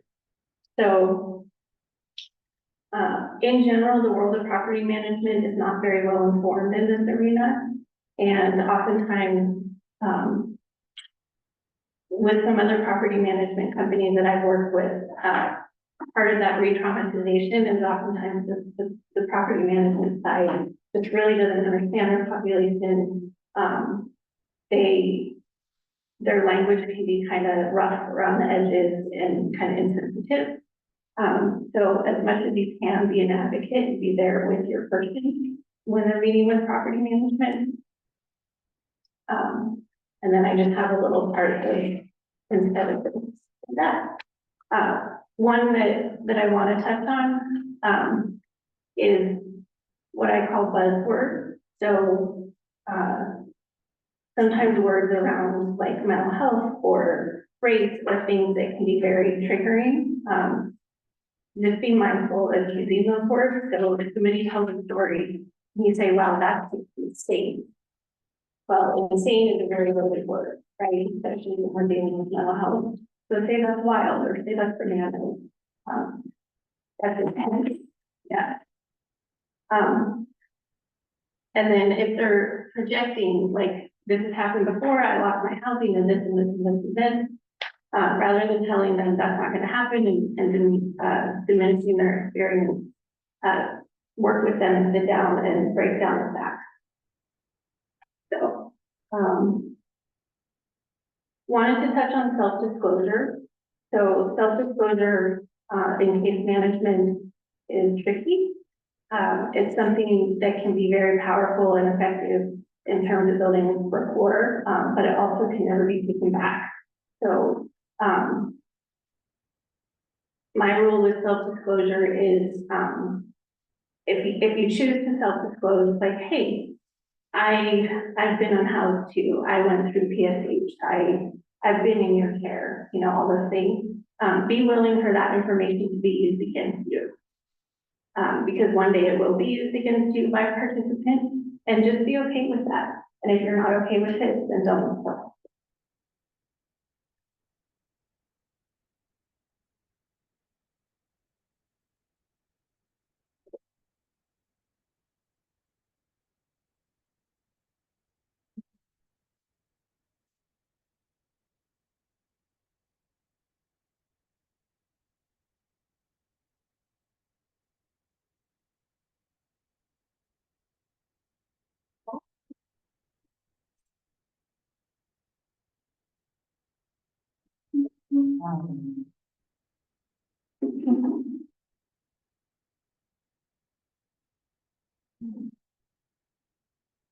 and I think everybody probably knows this, but with self-disclosure, it's always in service of the individual. So like details in life of self-disclosing, keep in mind that you're not making that meaning about you. You're self-disclosing just enough to kind of open the door to someone's trust.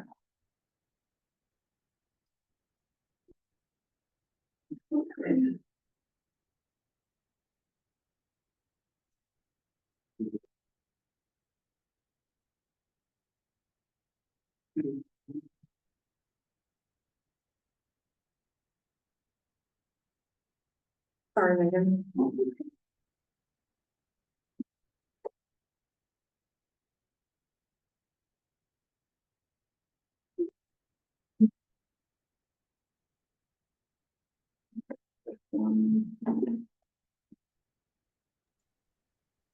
If you guys don't mind, I can pop in for a moment and while you guys are trying to get that going. I really appreciate some of the information that's, well, I mean, all of it, but some of the information that is coming forth. I think that in my experience, a lot of some of the issues that are coming forward are our participants who are just beginning their journey of housing are intimidated by property management. I think historically there have been managers who have made our participants feel less than. And so letting them know when they're coming into the process, we are here to advocate. I love what I do. I was just chatting with a couple of my coworkers yesterday about that as a reward for us as well, is that we watch the progression of our participants. They come in at their worst and they already feel a lot of emotions. And so to be able to walk with them in the process from homelessness to housed, and then to employed, to having families and stuff like that. So just knowing that we are on their side and we do want the very best for them. We're kind of the compassionate and empathetic side, but again, we also have to bring in some of the authority, which they kind of, buck up against simply because they feel like they've always been told what to do and how to do it. And they feel like they've lost their individuality. And so me specifically as a property manager, I really try to let our participants know that they are valued, and it takes a lot of work to get just to the steps that they are.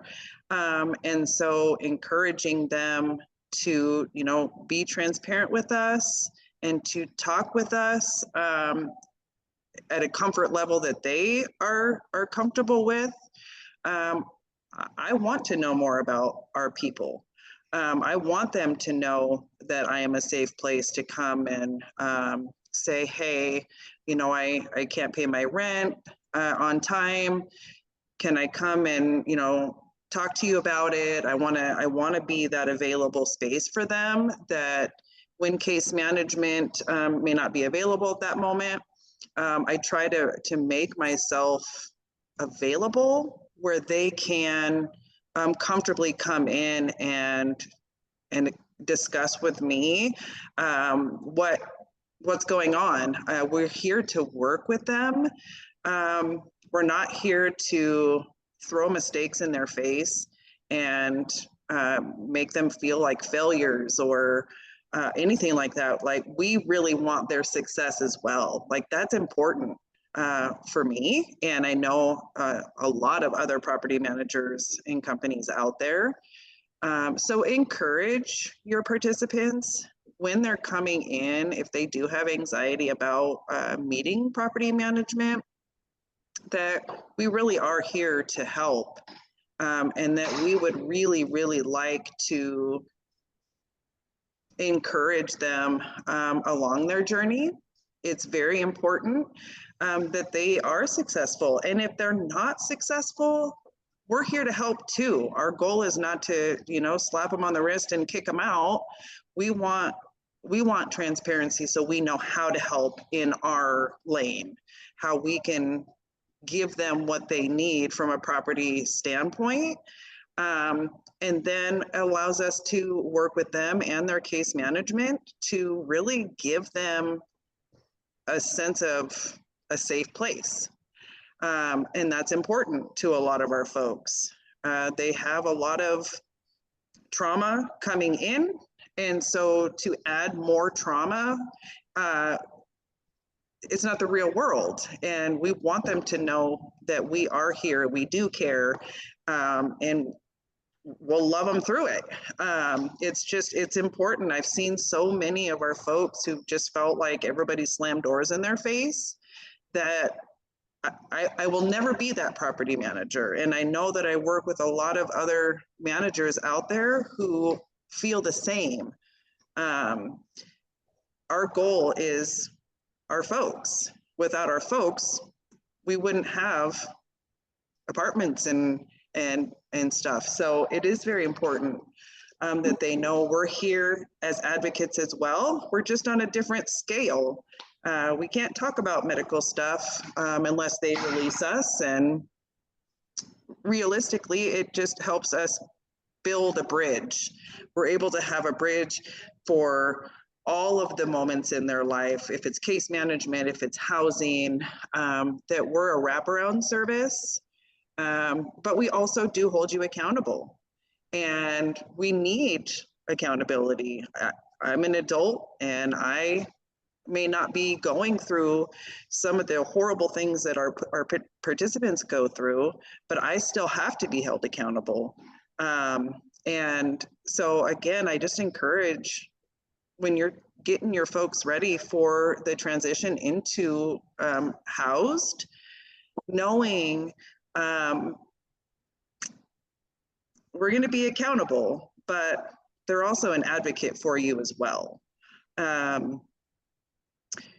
I don't know, Megan, if you want to continue with what you're doing before I kind of discuss a little bit about what would be helpful in that transition, just in documentation and stuff like that, or if we're taking that road, or how you want to. I have a section for that. Okay, perfect. Awesome. And I'm very fortunate to work with Lori as a property manager. It's not always that easy. So yes, it's wonderful when property management is has the same goals that we have. So just in consideration of time, I'll kind of run through these pretty little fast. But finding a home, one of the big things that I look for when somebody is searching for a home, besides all the obvious things, is what is this home going to look like at all 4 seasons? You know, is there sidewalk maintenance? Do they use a wheelchair? Is it going to be accessible for them? Is it in an area of town that is safe for them? And that doesn't necessarily mean crime. That could mean prior experiences, past people, places, and things. Have they sort of thought that through? And those are conversations that as you get to know them, you can have with them. Let's see. Let me go to the next one.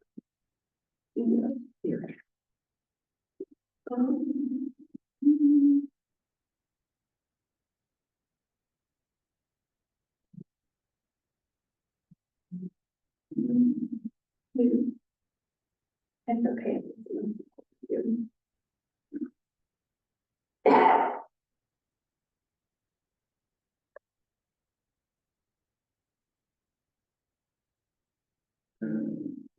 With technology, anybody who's online who needs to leave for like appointments and things, I totally understand. We're not able to reply right now. You can see technology is being very unkind to us.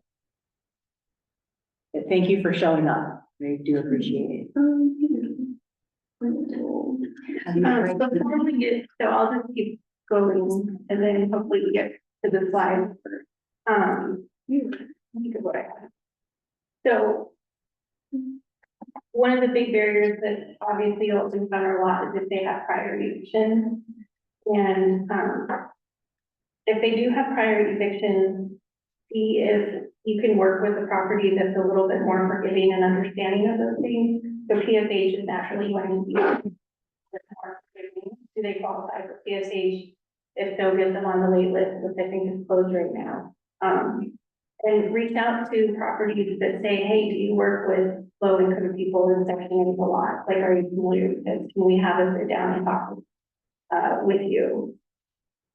So try to humanize your participant before the property manager can say no to them on a piece of paper.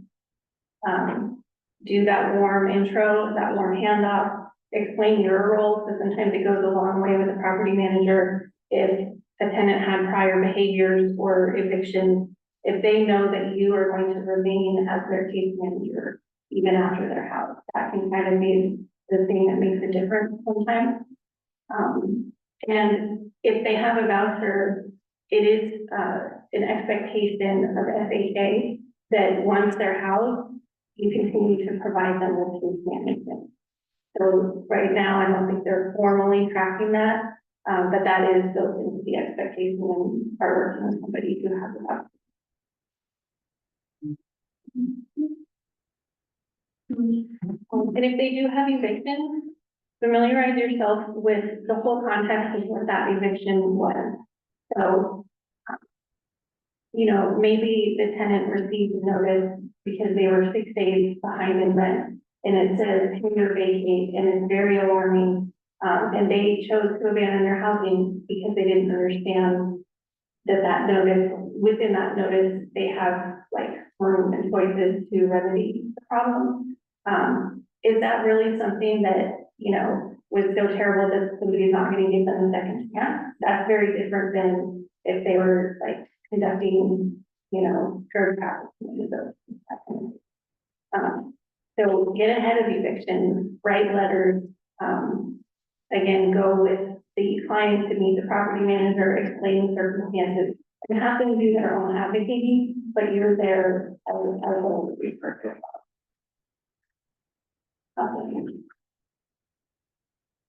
So what do you do if your participant has an eviction or they owe back rent for utilities? Few ways you can find this out, because sometimes they don't always know. You can go to Spokane County Court Viewer and look up to see if they have an eviction. All evictions in Washington have to go through the court, so there's going to be a record, and that's available to you to view for free. Annualcreditreport.com is a trustworthy source. Sometimes when you're Googling, check my credit, you know, you can get in all kinds of snares, but annualcreditreport.com will let you check your credit from each of the 3 companies for free every 12 months. And it gives you the full report, so you can go through it with the participant and look for debt owed to utility companies in other states, that kind of thing. Sometimes those slide by, but you know, not always. You can contact prior landlords in Avista if there's a question of debt owed. Always get an ROI for your person. Ideally have them there when you're calling so that they can hear the conversation. And sometimes they may not know where they lived before. So get on Google Maps with them and say, what do you remember about the area? And just, you know, put it on the street view until you can kind of pinpoint, oh, that was where you live. If they do owe money, set up a payment plan prior to the application. You don't want to set them up to fail, but if they don't have a payment plan in place, they're probably just going to be automatically denied. So if they have a payment plan, especially if it's something like PSH, they're going to be more willing to work with that. And it shows, again, you're getting ahead of those things that are going to cause the denial. And then have the person write what I call an I am awesome letter. So these are my favorite things to write with participants. But they have back debt, they have evictions, whatever the case is, have them write an I am awesome letter. So what happened, what was the context of why it happened, and what's happened since. that's caused them to change the behavior. And it's okay to dig down into some of that stuff. So sometimes you might have a participant disclose that they committed identity fraud, so they committed a crime. However, what if it was in the context of a domestic violence relationship and it was their abuser who was putting the pressure on them and really basically saying, hey, will you go to jail for me? That's a very different story than, oh, I just committed a crime. So get that full context. You can also obtain character reference letters, especially from past landlords, if that's accessible to you. But it's a lot harder to say no when a landlord gets like a stack of this solid letters really advocating for the person. And then if an eviction sounds fishy, contact Fair Housing, Northwest Justice Project, SHA, see what you can find out about it. So if they were, let's say they received their first pay or vacate notice, they didn't understand, they abandoned their housing. The property manager continued to charge them for the next 6 months of rent, even though they didn't live there. Take that, escalate that, because oftentimes there are kind of 50. Question about something like that. Yeah. Is that kind of like, let's say somebody gets arrested in jail, but landlord is still charging them money while they're in there, and then goes to formal eviction while they're in jail. Is that kind of what you're talking about, or is that kind of a different situation?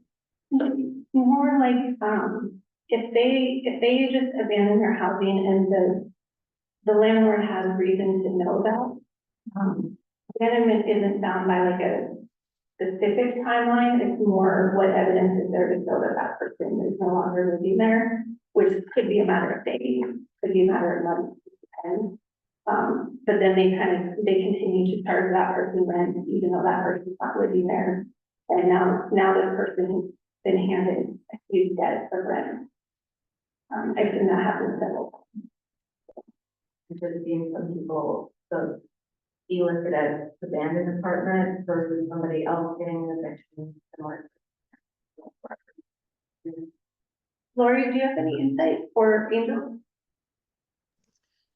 A little bit, yes. One thing that I encourage is making sure that your participant has a trusty emergency contact. That helps aid property management. I know a lot of our folks come in and they're like, I don't really know anybody. Even if it is case management or somebody that has worked with them in the past, just somebody that in the event that an instance happens, it kind of starts the ball rolling to avoid like an abandonment. If they're in the hospital, property management doesn't have a release to get medical information, so nobody's going to talk to us. We can do basic things like checking the jail roster and calling and getting a minimal information, but encouraging them to have someone on their emergency contact list that has the availability to potentially get information back to our folks if they're in hospital or jail, because that helps us to know they haven't abandoned it. They might be dealing with some financial crisis if they are paying rent. Again, it falls into that. The more we know, the more we can help.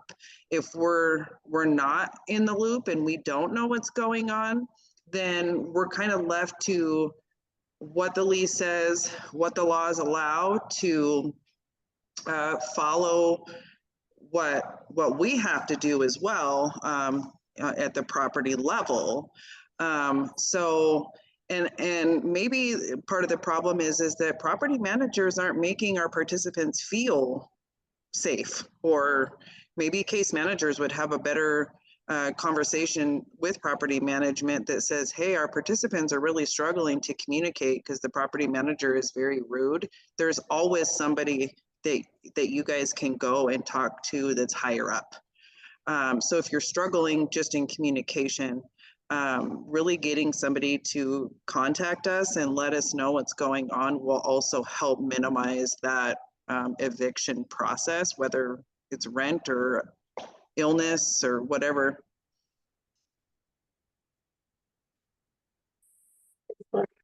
Yeah, I was just going to add that, in the finding a home packet, it kind of alludes to that. So while teaching, I will point out that, communication is key. And so I like that you said, Lori, having an advocate of if you are not in the unit, because different leases may say something too. I know mine says if I'm out of my apartment for more than 10 days and have not communicated, they will assume it's abandoned. So some leases will have that language as well. I think I'm thinking more about like task history, because usually in our programs, we try to follow like communication with property management and whatnot, but if in the past, while they were in jail, they got an eviction where somebody else got an abandonment sort of. I guess I'm thinking about that. Yeah. The I'm often letters. I would call those appeal letters. One thing to, oh, sorry. Go ahead, Lori. One thing that I know is some of our participants think that if they were terminated, that they automatically have an eviction. And so explaining to participants that not every request to move is reported with court. So what I will typically ask them is, you know, because the questionnaires are usually, have you ever been evicted in the last 3 years? And they think that because their lease was terminated, that's an immediate eviction, and that also prohibits them from applying to housing. And so knowing that if it wasn't filed through court, my question to them is, did you go to court and were you told that you couldn't return? And if they say, no, I never went to court for anything, or never got any court papers, I just was asked to leave, so I left, then that also, getting that clarification of don't hinder your walk to try to get housing, because a lot of them end up just being terminated, which does not put those barriers up. So That's where we able to talk about.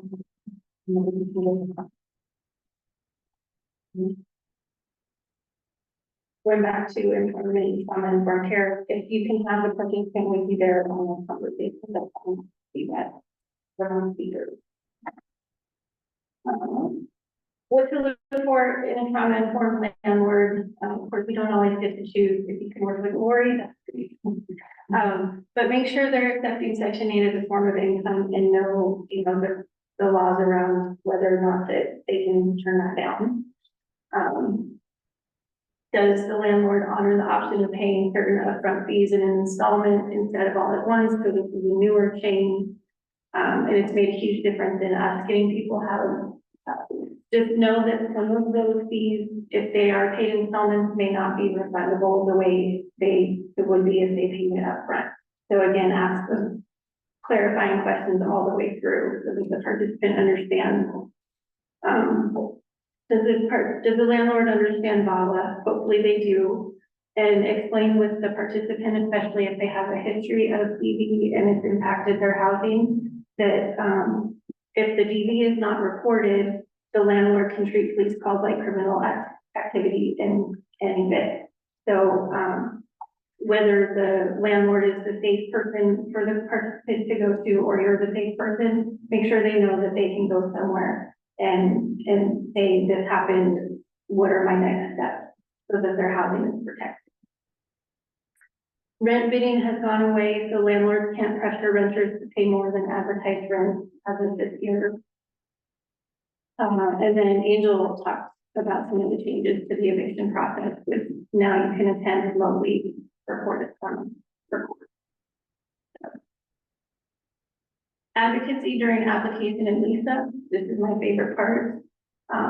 We've talked a lot about some of this, but educate your participants on being document ready and keeping themselves updated on all the wait lists that they go on. So as a case manager, you can help them track what wait lists they're going on and talk to that property manager and say, how often do we need to be calling and checking in? Is it every 6 months? Is it once a year? And really educating your participants that if their email or phone number changes, to come to you so that you can help them through the process of updating everybody, especially if they're on wait list with SHA. If they get called up and they're not contacted with, or they don't reply within that 72 hours, they're off the list and they don't even know that they're off the list. So educate them about that and work with them, be their guide and help them track. CMIS, if you're working in CMIS, upload their documentation, make sure because it can get lost so easily. ID, homeless verification, disability verification, income verification. If you upload that to CMIS, you can help expedite the process when you're when they start getting called up from wait lists. And if they're going to meet with the property manager, print those documents out and have them bring paper copies in hand. Oh, and for wait lists, I always list myself as a second point of contact for when they get called up. So even if the application doesn't have space for like a second person, I make sure I write it physically on the application. Please contact me as well as this person. Let's see.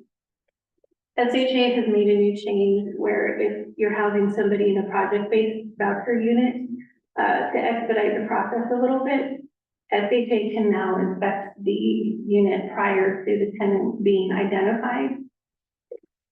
Previously, SHA had to identify the tenant. They had to go through the whole process of making contact. Are they eligible, screening them, yada, yada. Okay, now we have to inspect the property. But because they know that whoever's moving in qualifies for PPP, they can go ahead and inspect ahead of time. So you can ask, if you work in housing, PPP housing, you can ask SHA to do that ahead of time.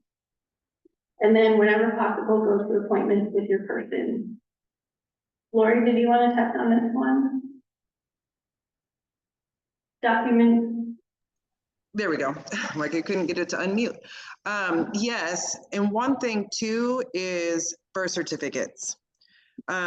With HUD housing, all members are required to provide birth certificate, and if they're not born in the US, then documentation of live birth. And then in like here at the cottages, anybody who is a minor under the age of 18, that is their ID, is a birth certificate. So, and I know we have like a lot of people who are coming from out of state, and it takes a much longer process to get birth certificates. And now I guess they're like $40 to get if they're in state. So just anticipating that may be requested at the time of intake to verify. So just preparing for that. And then also with providing income letters for like Social Security, TANF, any ABD, stuff like that. We have the availability to reach out to DSHS and get a letter. Most of the funders require us to attempt first by getting a written verbal or a written consent or verification form from the participant before we can just go to actual document. So when your participants are bringing those income verifications, they cannot be over 120 days old from the effective date. So we'll say the effective date is the day they move in. So I encourage folks, when you start getting a call, we would like for that to be the moment where you're requesting the letter, or just making sure they're less than or about a month old at the time, just because some of the processing does take, it could take up to a couple weeks. And so I've had it happen a couple of times where they've brought it in, and at the time of submission, it was dated fine, but things happened. Spokane Housing Authority at the time wasn't taking, or, it was like 3 weeks before you get your inspections done. So documents were exceeding that 120 days. So just being aware, we cannot use them after that. So the newer, the better. And I think that's the two biggest things that I see coming in.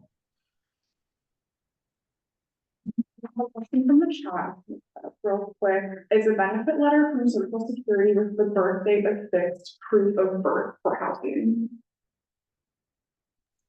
No. Yeah. Nope, Okay, I wish. So so now we're leaving up, the person has been accepted, they've gotten through all their screens. By the way, if you're struggling to find funding for screening and moving costs, there is help out there, but it's oftentimes running out and changing kind of day to day. Always try 211. They have a really good pulse on local churches with or try calling churches in the neighborhood yourself and to see, or is there like a Rotary Club or something that a local group might agree.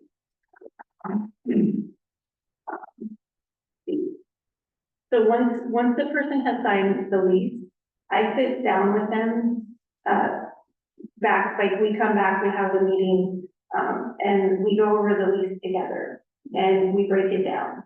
And we have conversations about, these are the things that are most likely to cause you to lose your housing, these types of behaviors, and explain where in the lease it talks about those things and make sure that they understand. You can even write like a simplified version of their lease so that they can reference, they may understand in that meeting, but 2 years down the road, are they gonna remember what you said? So kind of create a lease sheet in essence for them and have them be able to explain it to you. Pay attention especially to visitor policy. So of course, visitors, unauthorized occupants are going to be one of the biggest things that puts the person on the radar headed towards eviction. And so what is the visitor policy? Does it specify a difference between days versus overnight? Does it specify what a calendar year means? So if you can have visitors within 14 days out of the calendar year, when does that year start? And for most property management, it's going to be the day the lease was signed, but make sure that you get clarification from the property manager as to that, so that the person knows, okay, now I'm in a new year and I can start over with visitors. Let's see, and then the things that are most likely to make someone lose housing, I'm sure we're probably all familiar with, of course, unauthorized occupants, disruptive behaviors, altering or damaging the unit, not allowing routine entry when requested. And most of these things, if they're not keeping up on their rent, it's much easier to evict based on non-payment of rent. So even if they're establishing all these behaviors, what's going to get them evicted is the non-payment of rent. So making sure that they have a plan if they get behind to come to you or to go to the property manager and start working on how to remedy that. Okay, so and then with recertification, so with year one, the reason I call it kind of the honeymoon year is because tenants can get through a full year, they can get through anything, because they will have survived all of the research and the inspections and everything else that happened within that calendar year. So as much as you can work and stay with that person through that year. Note down yourself when their research is due, and SHA will mail them the paperwork 90 days prior. So put that date on your calendar. After they've lived there 9 months, they need to start working on their research. And SHA no longer notifies case managers of upcoming research. So that's a change in the last couple of years. And then what to do if your person has an eviction notice. first and foremost,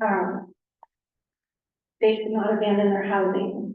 So, and that's a conversation to have before they get the notice, because oftentimes the notice is what triggers them to just kind of hightail and disappear.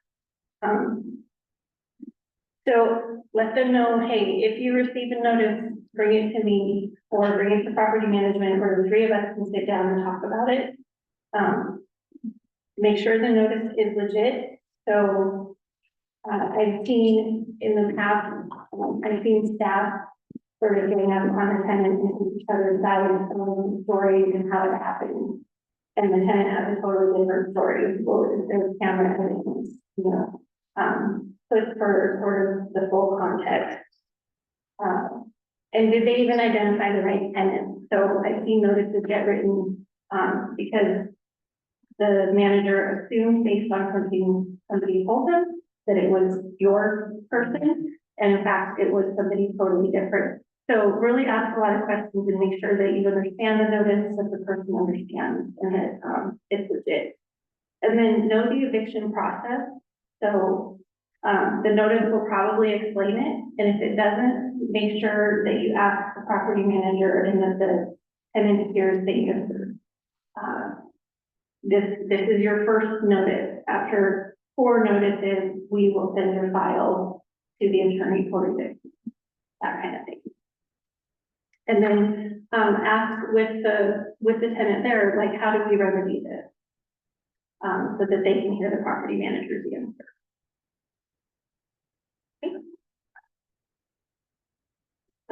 Little bit, just a couple things I wanted to touch on. Housekeeping is another thing that will cause people to get noticed.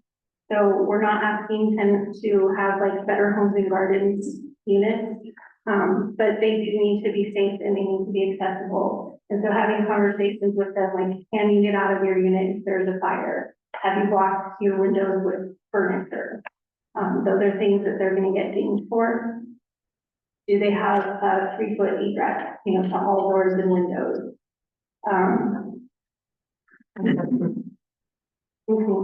Yeah, and daisy chaining, power strips, that kind of thing. And know the difference between cluttering versus hoarding. So both are trauma responses, oftentimes, not always. But hoarding is a very significant trauma response. Cluttering and hoarding can look the same in terms of like how much stuff is in the unit, but the psychological and emotional reasons are different. If a person is cluttering their unit, generally if they have somebody help them with cutting down on the number of items, they're able to let those items go, and they're okay with that, essentially. So maybe they have a physical disability where they can't maintain their unit on their own, or they just don't have the housekeeping skills. Maybe they grew up in a group home and they never learned to mop, that kind of thing. If it's hoarding, they are not emotionally able to let go of items, and that's a very different circumstance. And there's a lot of research that shows if you basically go in and just clear out a hoarder's unit, to essentially save their housing, within 6 months, the amount of stuff that they have reacquired is much greater than the original problem. So with hoarding, there's a lot of need for external support as well.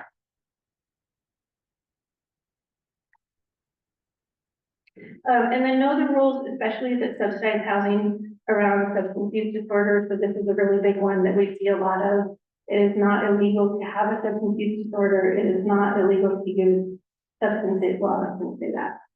They're working towards it being decriminalized. However, it is still illegal to use illicit substances in subsidized housing, and that includes marijuana. So it's kind of this weird paradox between you won't lose your housing for having a substance use disorder, but if you're using one of your units or your property, that you're then at risk for being noted.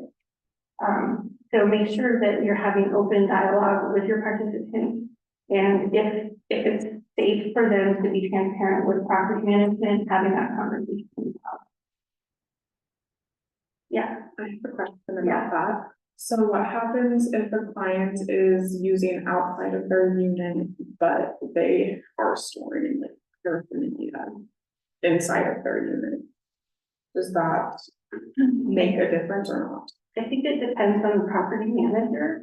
A lot of property managers won't notice for paraphernalia, but I've certainly seen them do that. One thing, if you can get into a person's unit prior to an inspection, that's super helpful. So see if you can come over for a cup of tea, and just say, hey, if you get a notice for inspection and you're worried about passing, give me a call. We can go through your unit together. Because what can happen a lot with paraphernalia is, that can result in a CPS call if it's within reach of a child and that kind of thing. So do a walkthrough, look for all those things that are gonna be red flags, and, again, just get ahead of it. And to clarify, that usually is the stuff that's sitting out, like, they're not gonna be some. Yeah, I don't know if they even, well, I don't. Well, with housing, when somebody who grew up in Spokane housing, they look for like the safety issues and the houses are working correctly, they're not getting Yeah. into any cabinets or anything.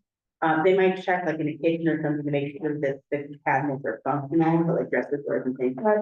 That's legit what, landlord told me, and said, like, I'm not gonna be like digging through your stuff, but it's not supposed to be on property, so if I have to do an inspection and I see a bomb sitting out, that's one thing, that's different than if you had stuck it in your box. Can I touch on that for a minute? Please do. Okay, so a lot of, from what I'm hearing, a lot of what property management will say, it will not stand up in court.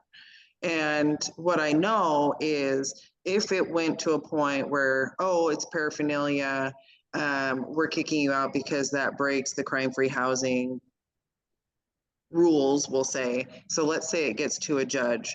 The first thing the judge is going to say is, how do you know that it was used for a substance? They want testing done. How do you know it was methamphetamine or fentanyl or whatever? Just because we put eyes on paraphernalia, we're assuming that it's used for drug use, right? Like, we're not dumb, we know, but we don't have proof. I couldn't stand up in court and say, yeah, I know that it's used for marijuana. Well, how do you know? Because it looks like one. Well, that's not, maybe that's how they smoke their tobacco. So a lot of these things can be challenged in court. Not that I'm encouraging, obviously, our participants to use it and leave it around. We want them to, obviously not do it at all, but if they're going to not leave it out. But it's really, in my experience, you're not going to get kicked out because we found paraphernalia in your apartment. And again, that's the two side where a property manager should feel comfortable coming up to their participant, or in our case, tenant, and saying, hey man, I came into your apartment, I saw some stuff, I don't know what it is, frankly, I don't care, just don't let me see it. I don't want to know about it. I don't want you doing it in my apartment, stuff like that. That's the type of property manager I am, is I will just come up and say, hey man, don't do that. And I'm not going to write you up unless we have bigger issues going on. But a bong sitting there is not, a judge is not going to kick somebody out for that. I think I've heard it more from like landlords when they're talking about the rule that it's technically you're not supposed to be like smoking on site. They're saying it more as a reassurance to people of, I don't want to see it. I know like people like will smoke like across the street or something like that, but as long as I don't see it, like you should be good. And smells don't hold up in court either. I will say, watch out for marijuana addendums. I'm a co-signer on somebody's lease and they have a marijuana addendum, and there is language there that says if there's residue, if they can smell, the fumes of marijuana in the apartment, that could be grounds for breach of lease because it's in the signed addendum on the lease. Yeah, and then signed addendum, they can kind of, as far as I am aware, they can kind of put what rules they want in there. And it's Yeah. legal. So just watch out for that. Want to be mindful of time. Are there any questions?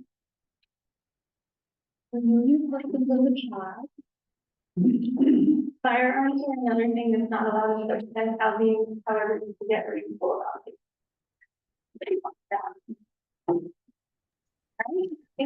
What was that about firearms? If somebody has a reason to have a firearm in a subsidized unit, say they're a security guard or something like that, they can get a reasonable accommodation.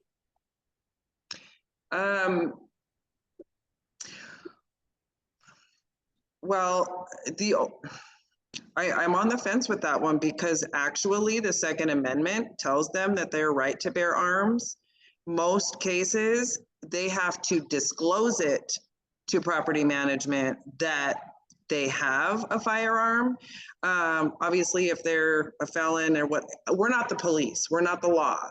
And so historically, we have explained to our participants that if you do possess a firearm, that you have a right to your Second Amendment. And again, I'm not law enforcement, so I can't say if you're a felon, you can't have it on my property.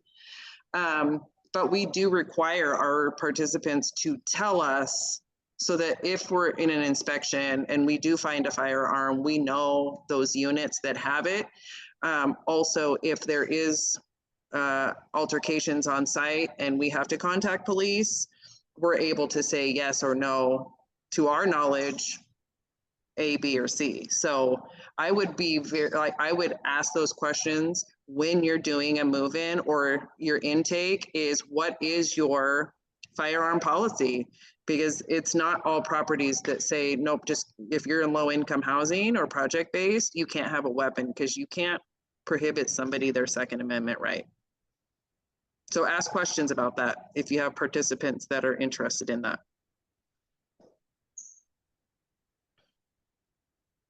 Thank you, Laura. I have a couple more points that I spaced out on when I was talking to you guys earlier, so sorry, you have to hear from me just a little bit more, and then please, if you need to go, please do so. Two things, is going up to city council about right now, if people are on a month-to-month lease, they have to have a 60-day warning prior to the increase in rent. They are pushing for 180 days. Not sure if that's gonna pass or not, so currently in the packet, it says 60 days. In the end of May, I'll be putting out the new packet, so I'll be keeping an eye on that, but if that does change, I will let you know and update the packets immediately. One other thing I just wanted you to know for clients who, for your people who might have issues with, inaccessibility of smoke detectors, legally they're supposed to be in homes and things. There was a terrible fire that happened over the weekend. And like you were saying before, making sure that, you know, wiring is correct. This family was using a power strip to power the back half of their house. And everything was plugged into it. And unfortunately, terrible outcome, terrible things happened. So the Spokane Fire Department put out a message about it, making sure, you know, your wiring is correct, that you're not running appliances off of power strips, that sort of thing. But the last language in it is really useful. It says the Spokane Fire Department offers no-cost smoke alarm installation for homes in the city of Spokane with a need. These alarms are only available for households within the Spokane city limits served by the Spokane Fire Department. If you're in need of smoke alarms, you can call them at 509-625-7149. That's 509-625-7149. Or you can email SFD, all capitals, Spokane Fire Department, smoke, S capitalized, alarms, A in alarms capitalized. So SFD smoke alarms at Spokane, capital S on Spokane City, CITY, capital C on city.org. They also have a, online application on their website, which is kind of long. I'll make sure to like try to include this note too. It's https://my.SpokaneCity, one word, .org/fire/prevention/education. So that terrible thing happened, but I think like sometimes the landlord's also kind of on the low income spectrum too, and like a tenant, like I need smoke alarms, like we can't afford it, at least, you know, it's not inaccessible. So I just wanted to throw that as a last thing out there too. And if you need that again, you can always shoot me an email and I'm saved on my phone and I will update it and get that information out for you as well. I know we've gone a few minutes over. Thank you so much with your patience with everything that could and did go wrong with this presentation. Thank you if you're the last holdouts, both online and in person. I really do appreciate it. Megan, thank you so much for all your great information. That was super helpful. And Lori as well, thank you. I really appreciate you guys sharing all of that. I'm glad that we recorded it, and we'll see how that recording looks, but at least we have all that information there, and thank you. That's what I'm all about, not gatekeeping information, but sharing it freely, and I know Megan is that way, and obviously Lori is as well. So thank you so much for today. You're free again. Thank you, thank you for all that you guys do. I really appreciate it.